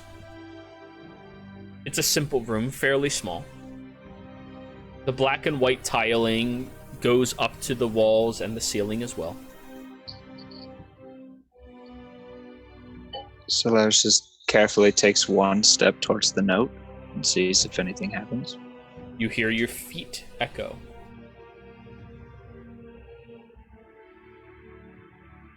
Okay. Gently walks over to the note.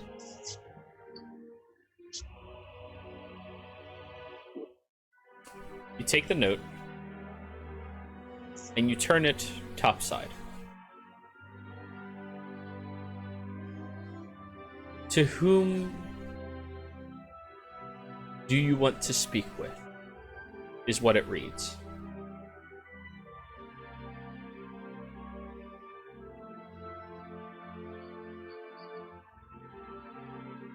Solaris thinks for a moment, folds up the note and kind of just squeezes it in his left hand, goes and sits down in the chair that's closest to him. Okay.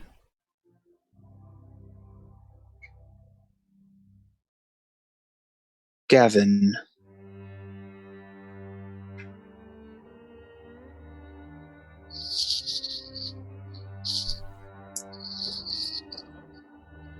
Gavin.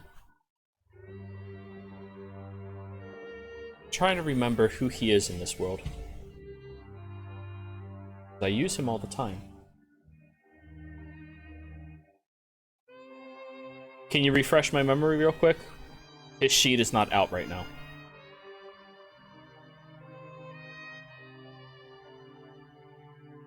Solaris? Oh, sorry. Everything cut out. Can you hear me now? Yes, I can. Can you refresh my memory who he is real quick? His sheet is not out right now. It's archived. The name that I found on the Black Book.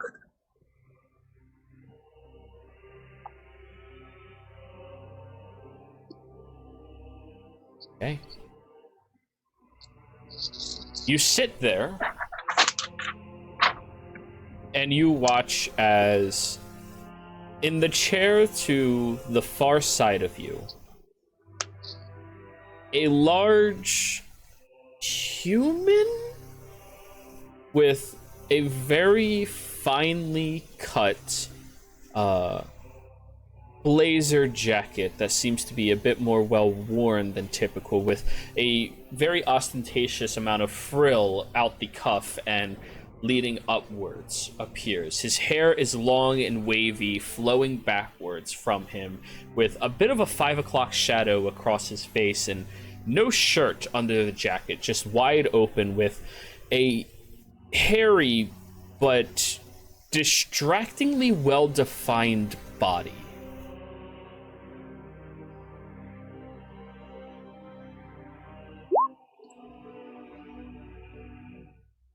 Are you the soul that I've been speaking with through the He book? holds his finger up.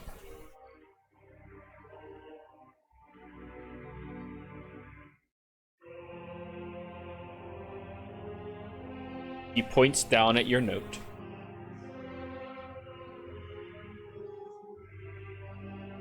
This? He points at it.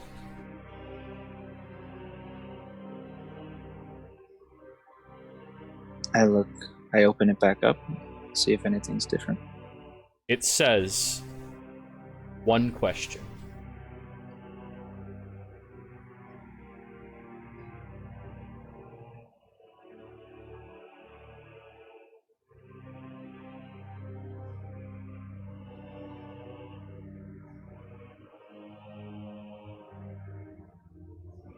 What secrets lie in this room?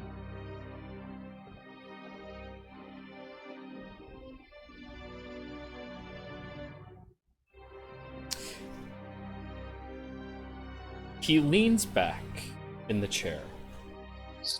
Which, by the way, everybody, this is what you are looking at right now.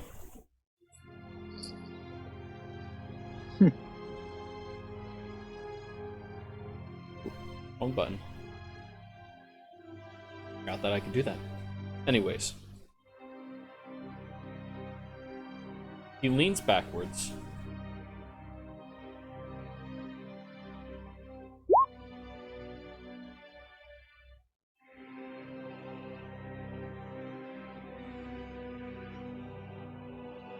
There are no secrets allowed in this room. And you watch as he stands up from the chair and immediately disappears. Now, on that note, we're going to go back over to Gabriel. The other three are having their trials, but I feel like the NPCs are less important in this endeavor for some reason. If they die, it's sad. I kind of want to hear about one person's. Mitch? That's just, yeah, you know. I'm just going to roll a die to see if he wins or not. You know, that's just... Yeah. At least you know he can't roll a natural 1. Halfling. So it's not an immediate failure. Yeah. Gabriel. You sat down there and you watch as the magnificently large boar has pranced over towards you.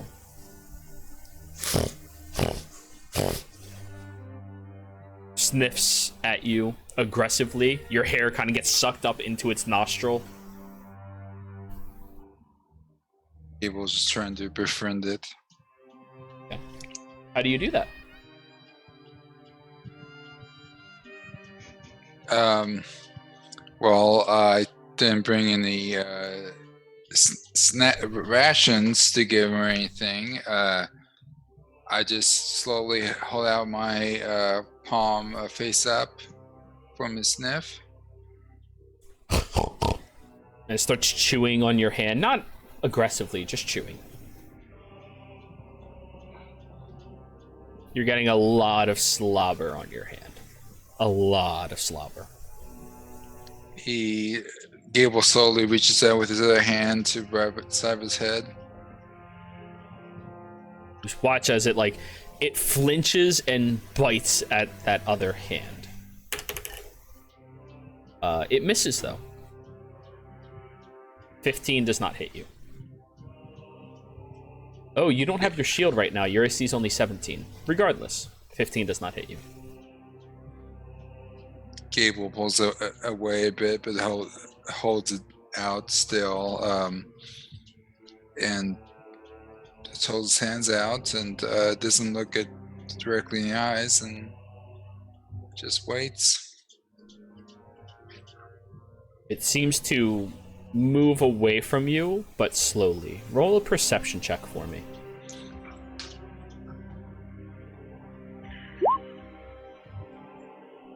You know, for someone with only a +1, I think you've yet to roll under a 17 on your perceptions. It's amazing.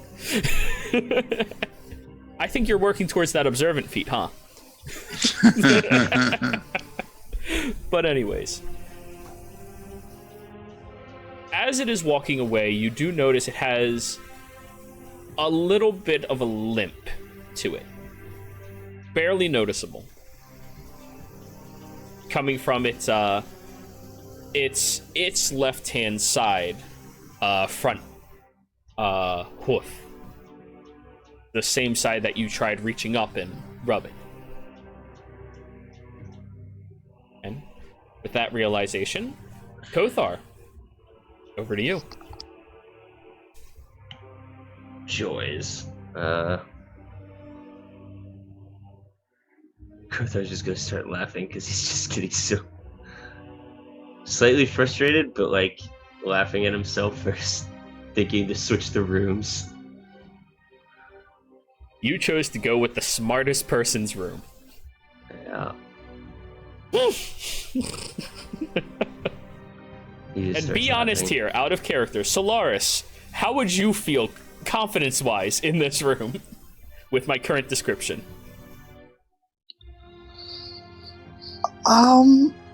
At the moment, with what's been revealed, 50-50. Okay, yeah. And all his stats are mental. So, Kothar. Uh-huh. You big, you strong, you tough. What would you like to do?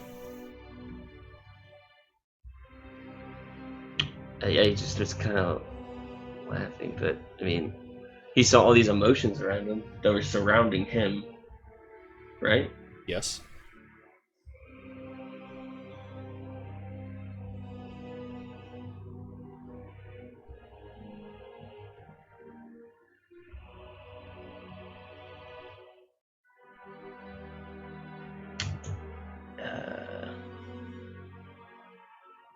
Alright, I'm just gonna try one thing.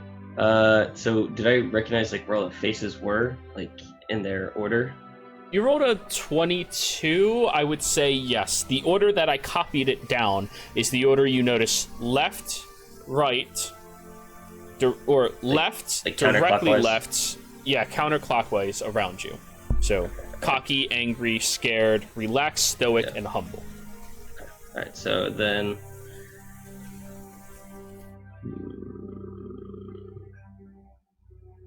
he's gonna flip around and use a rage towards angry. Okay.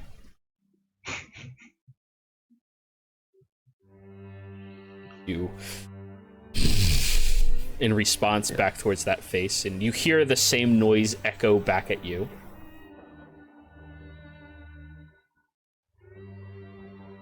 Interesting. And that's about it? Yeah. Everything else has stayed the same. Everything's still dark. You don't know where you are, and I'm gonna you close my hear the eyes. footsteps. Okay. Just gonna close my eyes. Alrighty. It is still dark. Damn it. Oh my god. However, you hear things.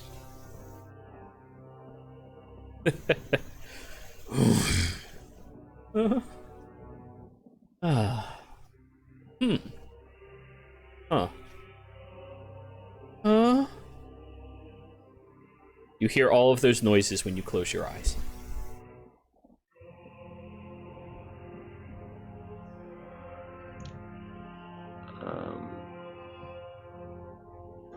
And if I open them, they go away.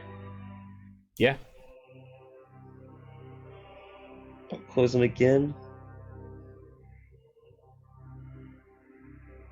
And move towards the fearful one. Okay. Which one? Which number? It's the sorry, I don't know. Scared. Okay. You move towards scared. Huh?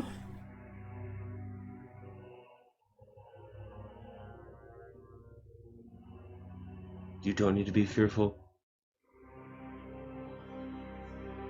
I'm here to help. You hear eerily close to your ear. Oh god. You do. Give me a wisdom saving throw. Or, sorry, that's a charisma. Okay, yeah, it's a charisma save. What do you think? It doesn't matter. Okay. Yeah. I used one. Yep. 5. Mm-hmm. You immediately become sick under fright. You are terrified right now. And you begin running in the opposite direction from that whisper. Okay. Running and running and running. Back over to you, Solaris. As the individual who sat down before stood up, you watched as they disappeared from sight. And that note in your hand folded over once again asks, to whom would you like to speak?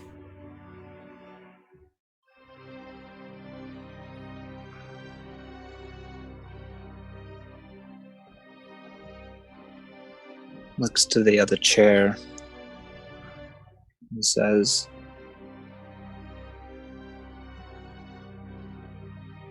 "My mother, Sidriel."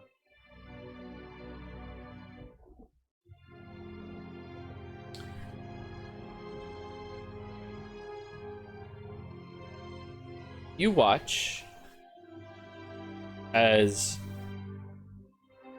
a tall elven woman, shaped very similarly to you, Solaris, but more pointedly higher cheekbones and pulled back hair in a very large ostentatious braid that stretches down to about her waist, appears.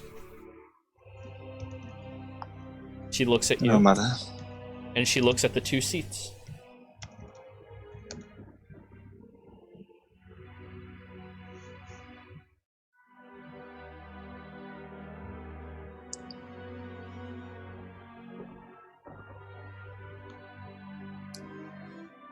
I know it's... Go ahead. What? Go ahead. I just kind of like take her in for a moment.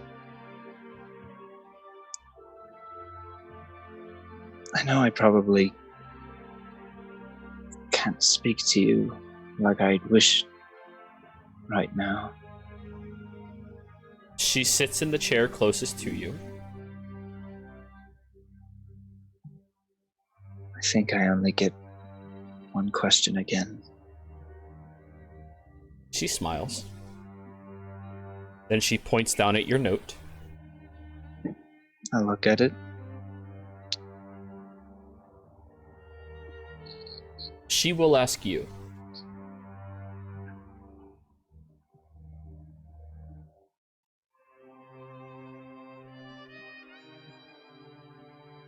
You look back up at her, and she seems to be repositioning the cloth on the table, noticing that it's slightly off angle to where it would be perfectly parallel with the threshold of the door further away, as she's slowly repositioning it, just trying to get the perfect angle. And once that is done, she places her hands in front of her. Why?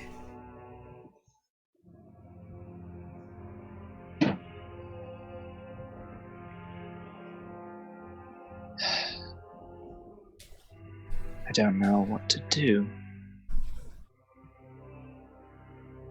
I'm finding myself at a crossroads and I don't know what to choose. Usually I feel so confident in my abilities, confident in my choices, but this situation I find myself in is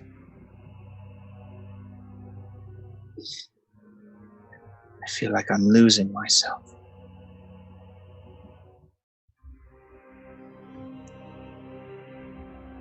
I don't know why I called you here. Out of everyone, I guess it's just because you bring me comfort. And whenever I didn't know what to do, it was you who guided me. I know I'm not a bad man, but I don't know how to prove that to this woman. She smiles, goes to stand in a familiar way that you know she's about to reach over and hug you, but the moment she stands, she disappears. And the card's text changes once more. Gabriel, back to you.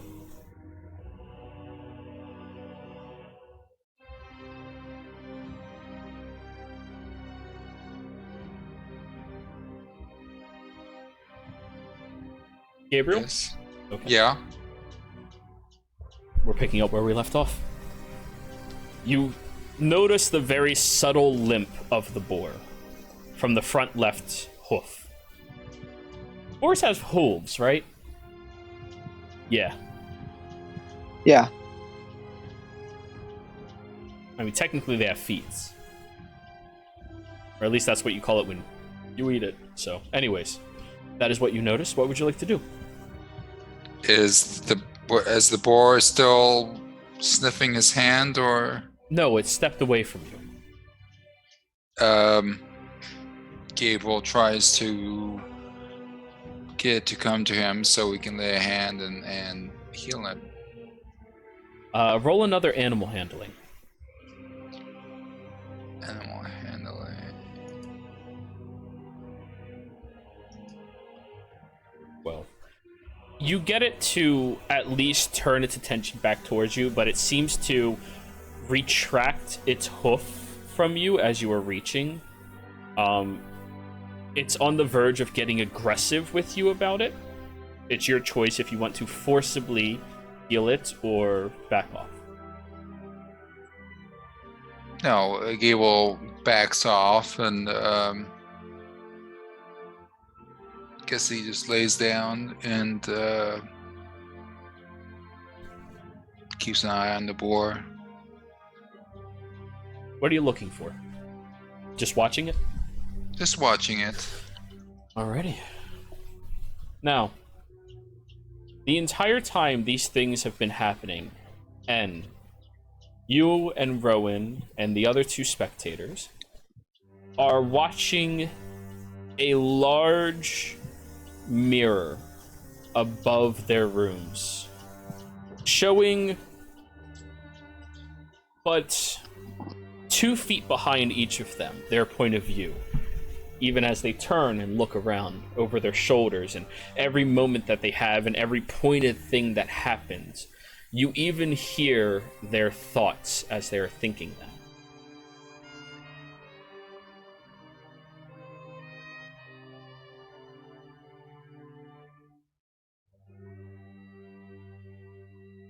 That's impressive. It is the nature of the trials to show who they are, naturally. By some means.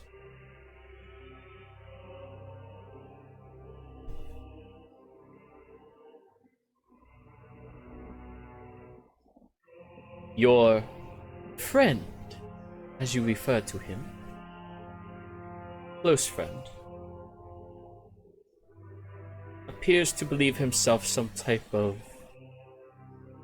animal to some degree.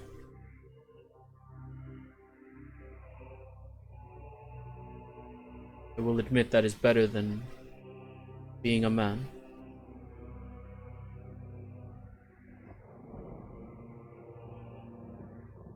The other two, what are your evaluations of them?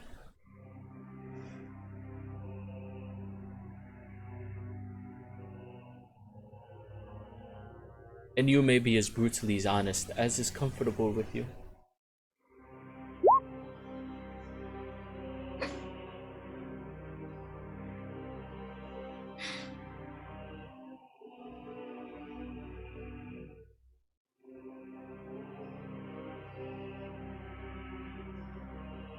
I have to say, I am surprised by Solaris's choice to ask his mother for help, but And that first man he talked to? Do you know of him? no. I suppose you wouldn't.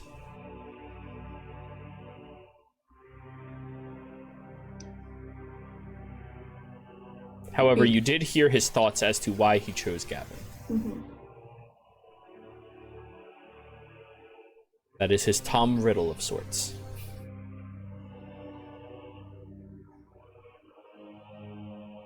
I didn't know who he was, but same time, where we're from, you allow people a bit of privacy to work through their own things. In private, we would not be able to get them out of there unless they are successful themselves. They would be stuck in there until they died. By us watching, you can decide when the trial is over yourselves. And then the evaluation will happen. But it is your choice when the trial ends, not ours. Not theirs. So the criteria is what? To see that they've done as well as they can? To see if what they've done proves that they are, in fact, decent. And that they have a good understanding of what it takes to be a good person towards others. Or at least that's my criteria. What you wish to judge them upon should come from yourself.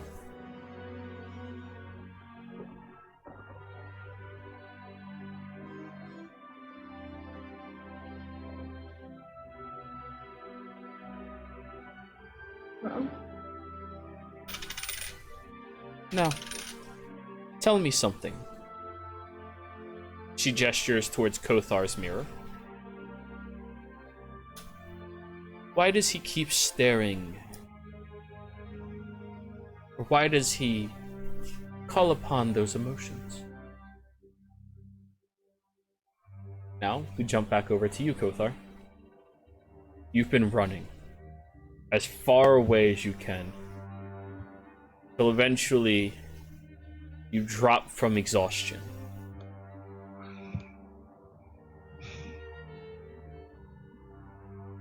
I close my eyes. You hear those same noises once again.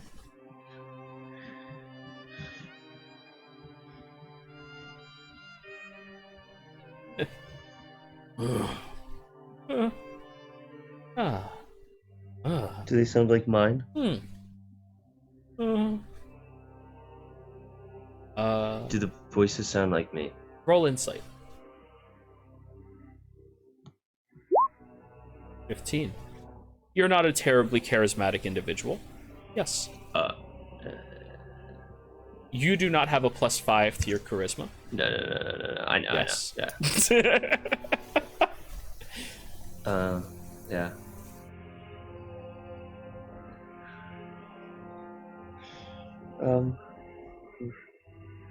And notably, there are 7 noises that you hear, not 6. 7? Including the footsteps? When you close your eyes, you don't hear the footsteps. It's when you open them that you hear it. Is it because I'm running from you?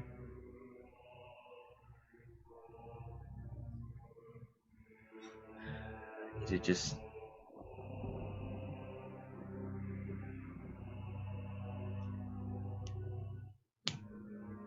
If I am to defend them, I need to accept them all. And I'm going to use purity and take in all of them. Give me another Kind of, charisma but- save. I'm going to use my advantage.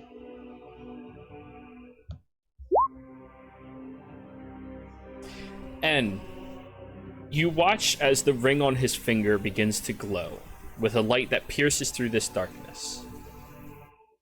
But it doesn't just pierce. It starts destroying it, allowing it to glow more brightly. And as all of the 6 faces appear, they restructure into your face, Kothar, in all of those positions. You hear all 6 of them. Once again, seeing them more now assuredly. And further away,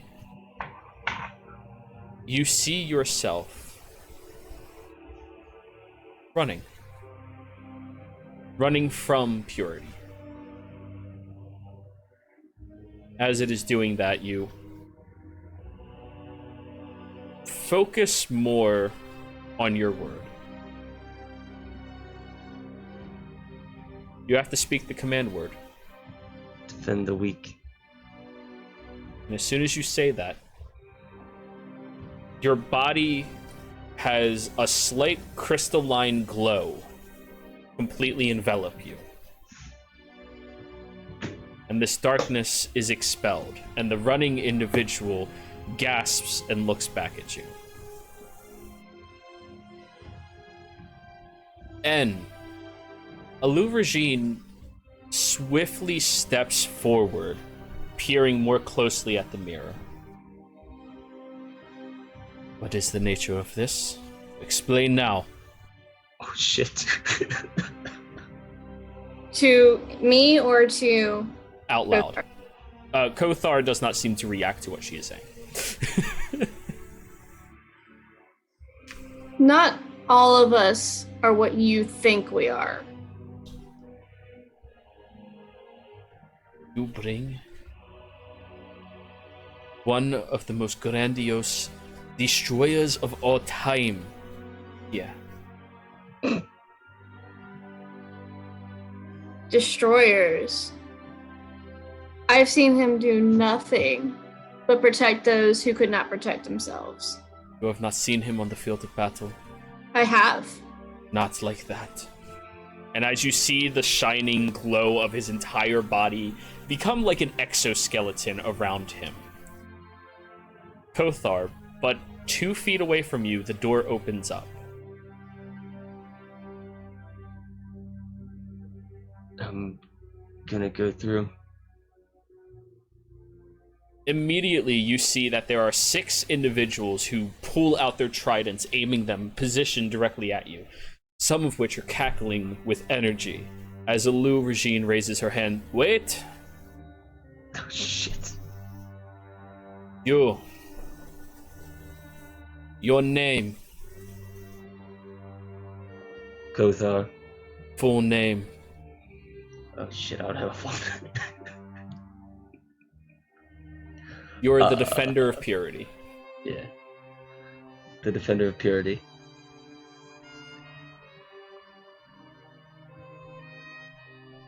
The Slayer of Evil Armies.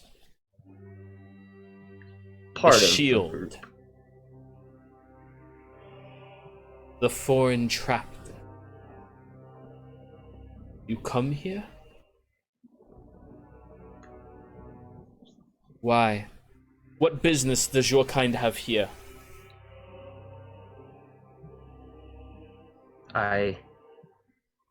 We did not mean to come to your area. You expect me to believe it was a mistake? Things happen for a reason, yes. I've been searching for the one who I walked with. The Crystal Dragon, the Crystal One.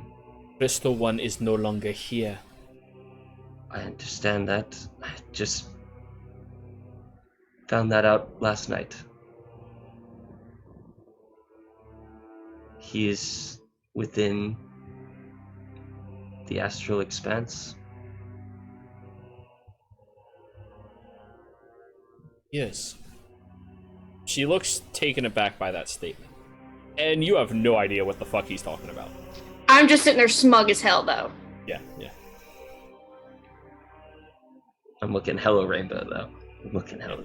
The reflection of everything is just shining off him like he's a disco ball. He's very bright. So if he's ever in the fear condition like that, is it Panic at the Disco? Take a DM inspiration for that one. I hate it. I hate it so much. Good. Ooh, that was earned. Yeah. It was a risk. You took it. Congratulations. So now that you know he is no longer here and you are no longer his slave, what do you choose to do?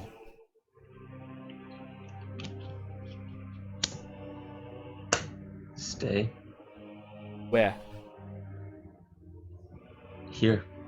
Not here in your home, beautiful home, but on this world. And at least hold true what he tried to do as well. You believe in it? I may have not done it the right way in the past, but I did it pretty much without thought. So yes, I died so others could live. Isn't that the ultimate form of protection? She crosses her arms. You may wait on the side for our verdict. Thank you.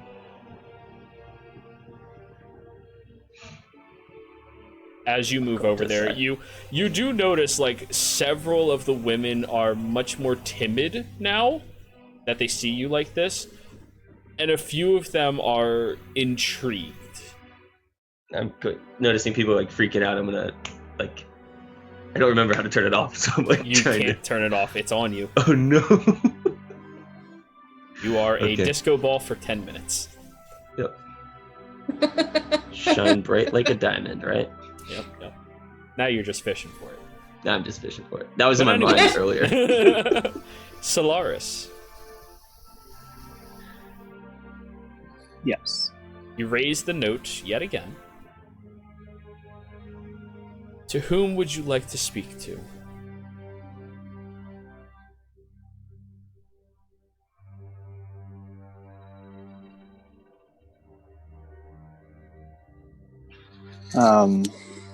Solaris just sits and brews for a moment.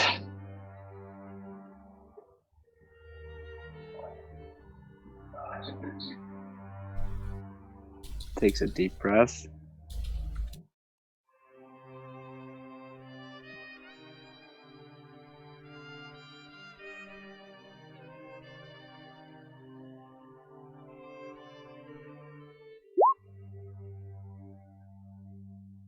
Alu regime.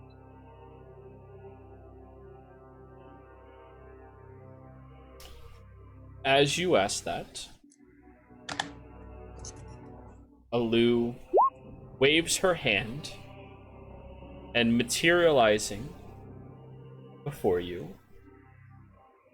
is the mother of women.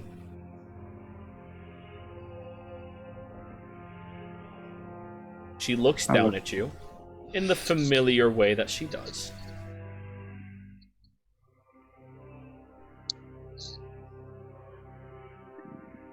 Quickly look at the note. Does this say anything? Where should I sit?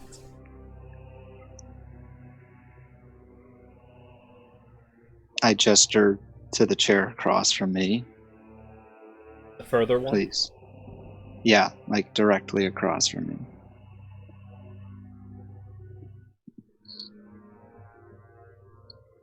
She sits there, crossing her legs and arms simultaneously, clearly rehearsed.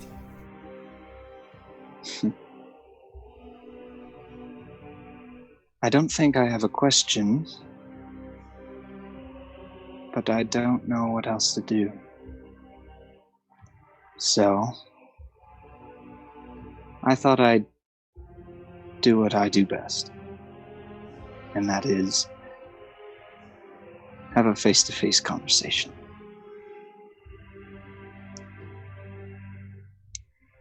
I sense that many have hurt you in more ways than one. I agree. Many, many terrible men exist in the world. There are men that pillage and rape, swindle, think only for themselves. I've seen it.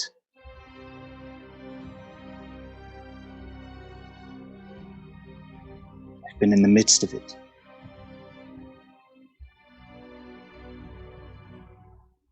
There are also selfless men.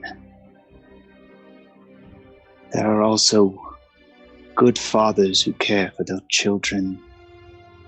There are creators, men that defend people, men that teach.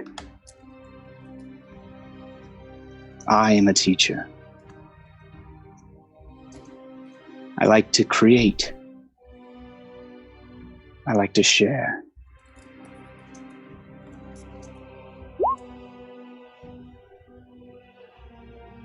I don't know if I can do anything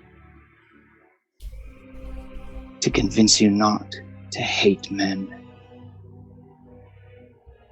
But I implore you,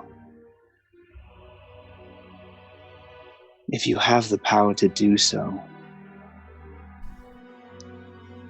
focus on those selfless men. The ones that keep the balance. The ones that love. And you'll see. You'll see the truth.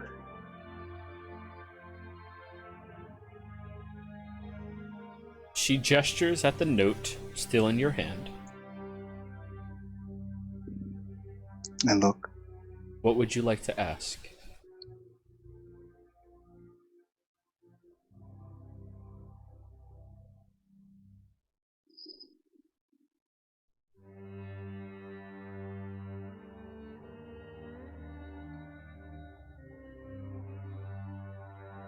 How do I pass your test?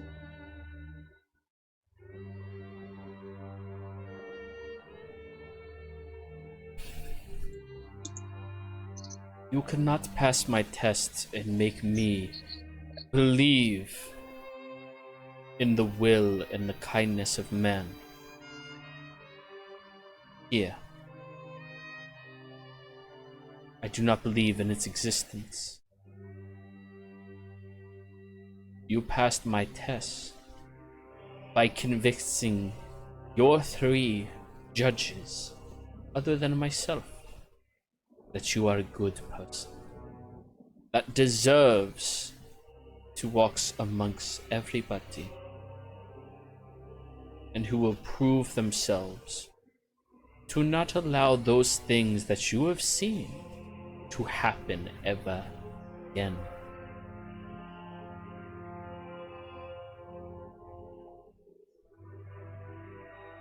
I have a simple commandment.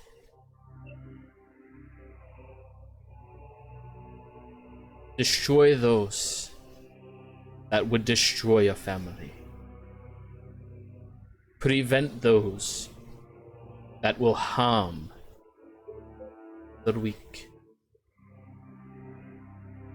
And embrace those that just want to be happy.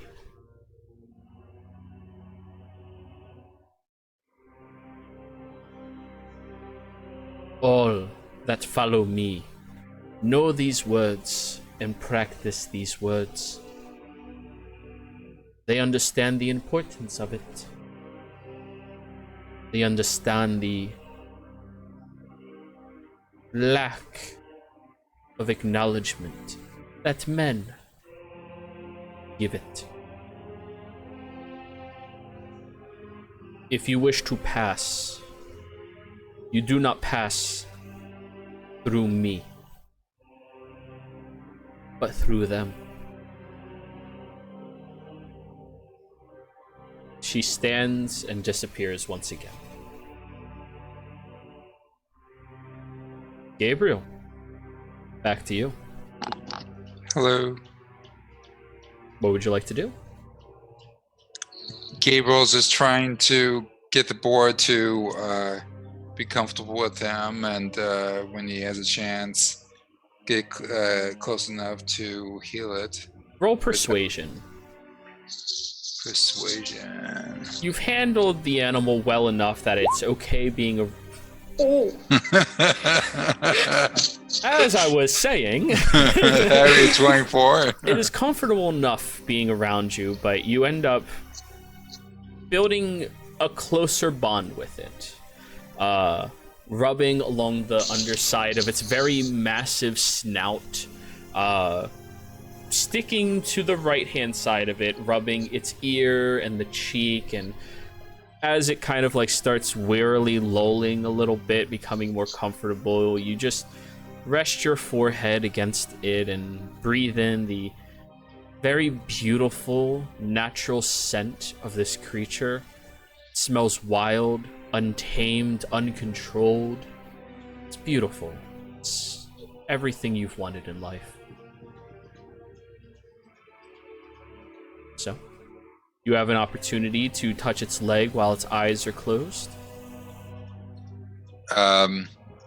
If I don't see anything sticking out of it, I'll cast Cure Wounds. So that's a 1d8. Over here, Cure Wounds.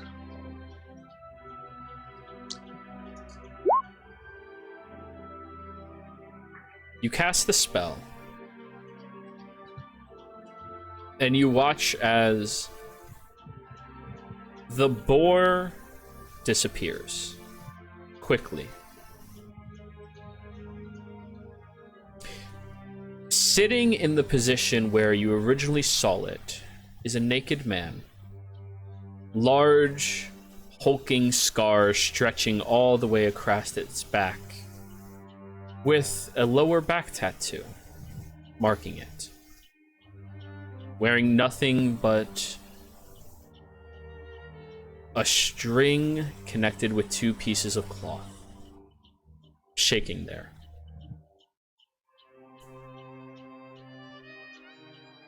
Hello?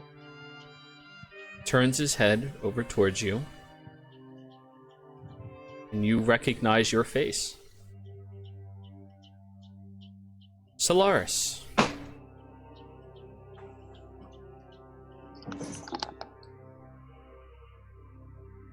Yes.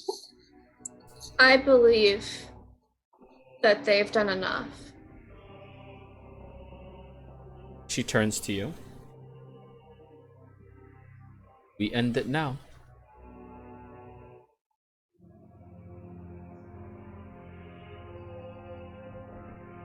I believe it's time. N. I'm asking this out of character. Mhm. Does N truly believe that it is time to end this, or are you trying to protect someone? No, N thinks that the acts of curing, helping, that there isn't more that any one of them could do. So you fully believe that this is the end of the trial? Mm-hmm. Okay. Roll a persuasion. Gonna use the game advantage. 24. Shelly looks over and goes, "Oh, but I really like meeting all these people. They're really interesting." Fine. She looks a little disappointed, but Alu Regine waves her hand, and the doors open up, and the rooms dematerialize from the scape that you viewed them in.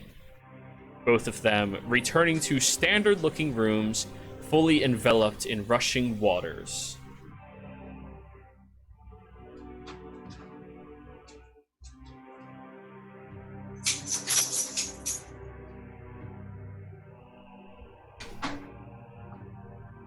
Do the two of you walk out? Yes. Solaris walks out. I'm sorry, this might be a tangent, but the part in The Mummy where Rick almost gets hung and Evie's just standing over the thing. That's just kind of the picture that I have. Okay. I'm just yep, I got you guys out. I'm going to assume Gabriel walks out as well then. Yes. Alrighty. So, as the two of you walk out, Alu Regine is still standing up at her chair, overlooking down. The three of you wait. She points over at a little cove, a small room. While the four of us deliberate, your fate will be decided today. Solaris and Gabriel, you both see that Kothar is a disco ball right now. Still. Gabriel just raises an eyebrow. Kothar, are you alright? Looks like yours was eventful. Very eventful. That one was interesting. Are you injured? No, not at all. Just, I can heal you if need be. no, I'm fine. Just a little. Just need to warm back up into this a little bit. It's been a while. Everything's grinding a little weird. It's been a while. Been a while. I'm alright. So, And you, Solaris? I think I'm alright. the three of you walk over to that enclave, and a door opens up, and they allow you inside, and they close it immediately. There are chairs, there are small love seats, there are soft cushions and pillows inside of a oxygen-sealed container. Now, up top. I'm sorry, Yen, but considering you're the only player here, you're gonna have to roleplay this by yourself. The four of you begin talking to each other. Shelly starts first. Well, I mean, I'm not gonna lie, I really like the fact that he went all rainbow. That is really cool, and I really want to learn how to... You know, we have fish like that down here. They're so cool. That is interesting. It's something I didn't know was possible for him, but he had talked about the things that he would do and his connection with his god. And that, I think, is coming from... Which god is that? A forgotten one, Shelley. One that no longer lives here. Oh. Well, can't be that forgotten. He knows him. Sometimes it only takes one person to believe in you.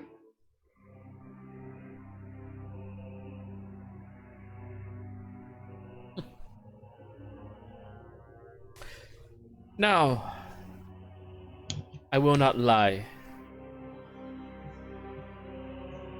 Your pretty friend, his name was Gabriel, correct? That's the first time she's referred to any other than Kothar by their names. That's Gabriel, yes.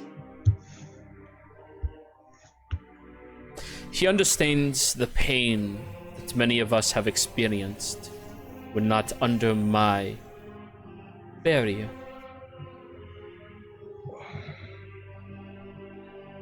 He's had difficulties in his life, yes. And he reacts much in the same way that we would expect someone with little control to.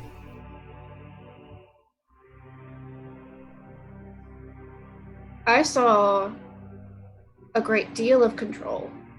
Yes, when dealing with himself. However, when dealing with us, I've seen the look in his eye from the words I said. They were unfriendly and unkind, yes. But he had difficulty controlling himself.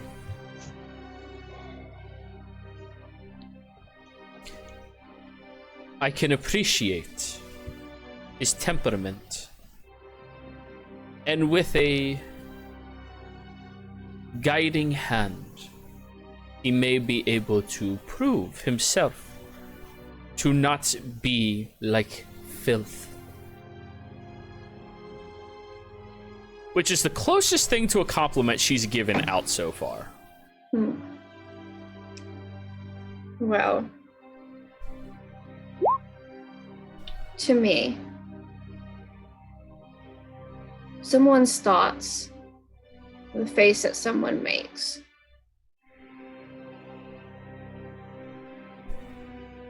there are moments between when an emotion hits you and then what you do after that.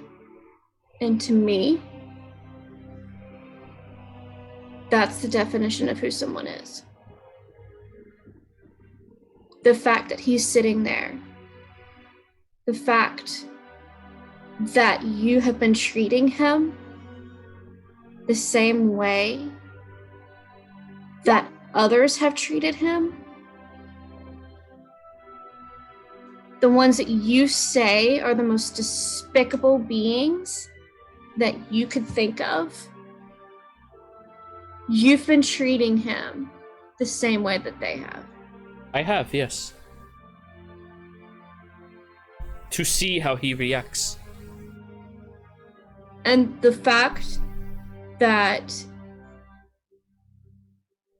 with everything that he's gone through in his life, everything that's been taken away from him, the fact that you got an off look shows you, honestly, how controlled he truly is.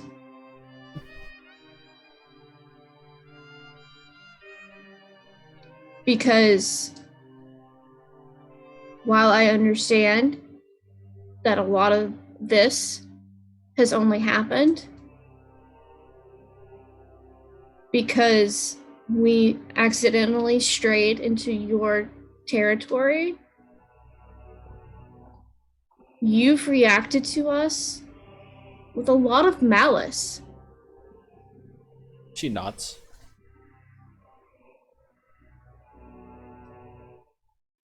And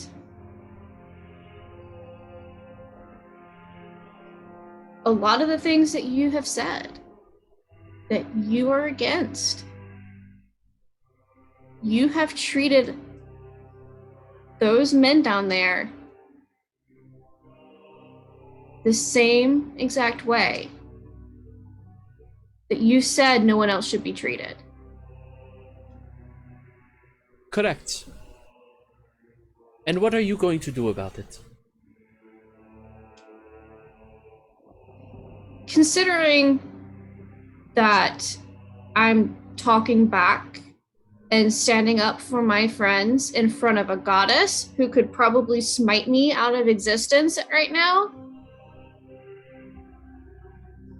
I'm sitting here and I'm advocating for them. And I'm putting my entire existence on the line. I'm putting my reputation and my relationship and every bit of kindness or favor that you've thrown my way, I'm putting all that on the line to stand between you and them.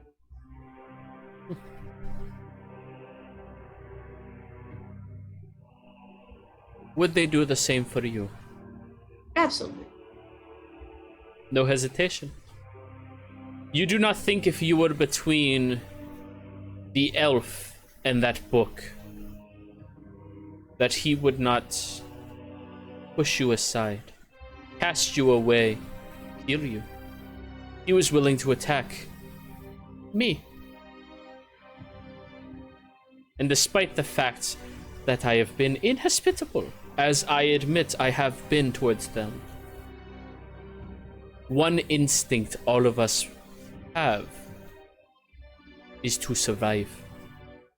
He cast that away. You believe that even he would control himself and do the same for you.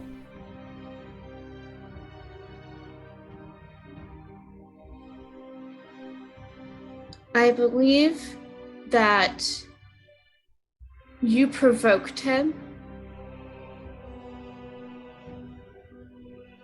I believe that you had poked and prodded and pushed. And I think,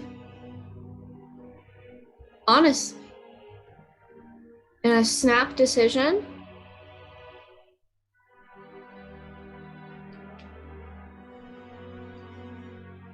while reckless, does not define him. That is not what I asked. I asked if you believe he would not kill you to get what he wants. I am explaining my reasoning. Because as you said, I'm not convincing you.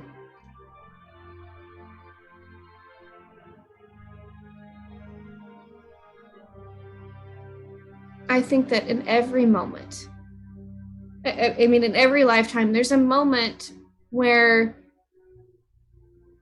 someone makes a bad choice. But it's what happens after that.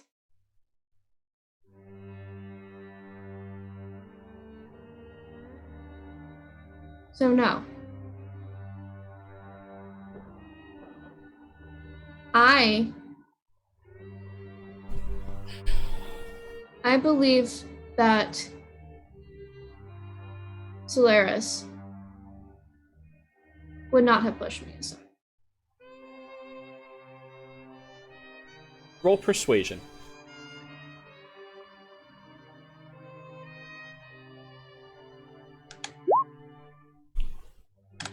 Good, good.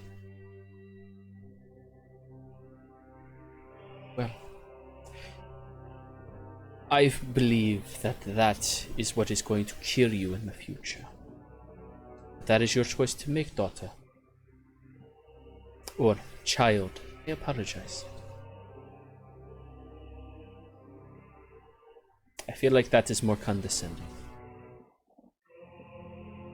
And I apologize for that. It isn't to me. However, It's a thing.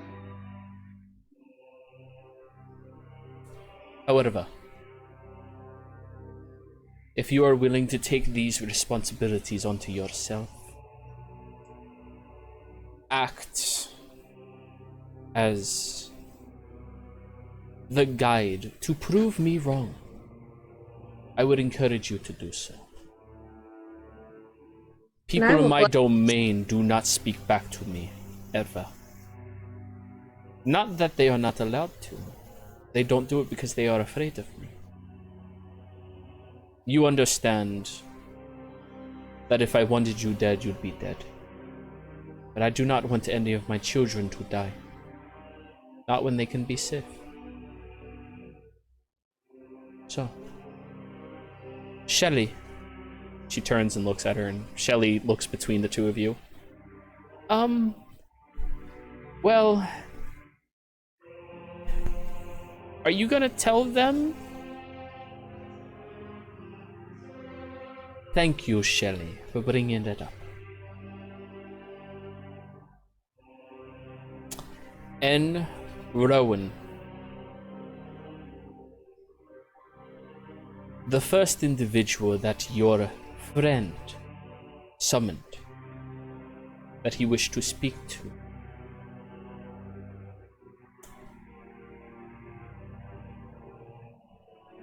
Gavin the Shadow Weave,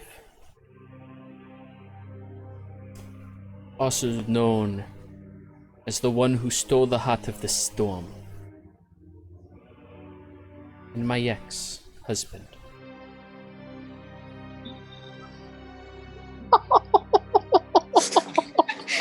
And that's where we're going to end tonight's session. So, everybody out there in Twitch and D&D land, thank you for hanging out today. It was fun. It was fun. A little shorter, but I want Rowan to be a part of the conclusion of this section. It's only fair, I feel. So yeah, players, I hope you enjoyed peering into your own minds as understand by me. But we will be back again next week. Don't go anywhere, anybody. And anybody who's tuning in at a later date, thank you very much for doing so. And if you are still out there, Diamonds, feel free to message me anytime, okay? If you saw me on Roll20, you have my Discord link. Be more than happy to chat with you. If you would like, of course. But players, thank you for playing. Viewers, thank you for watching. And I hope you all had a fantastic time. Goodbye.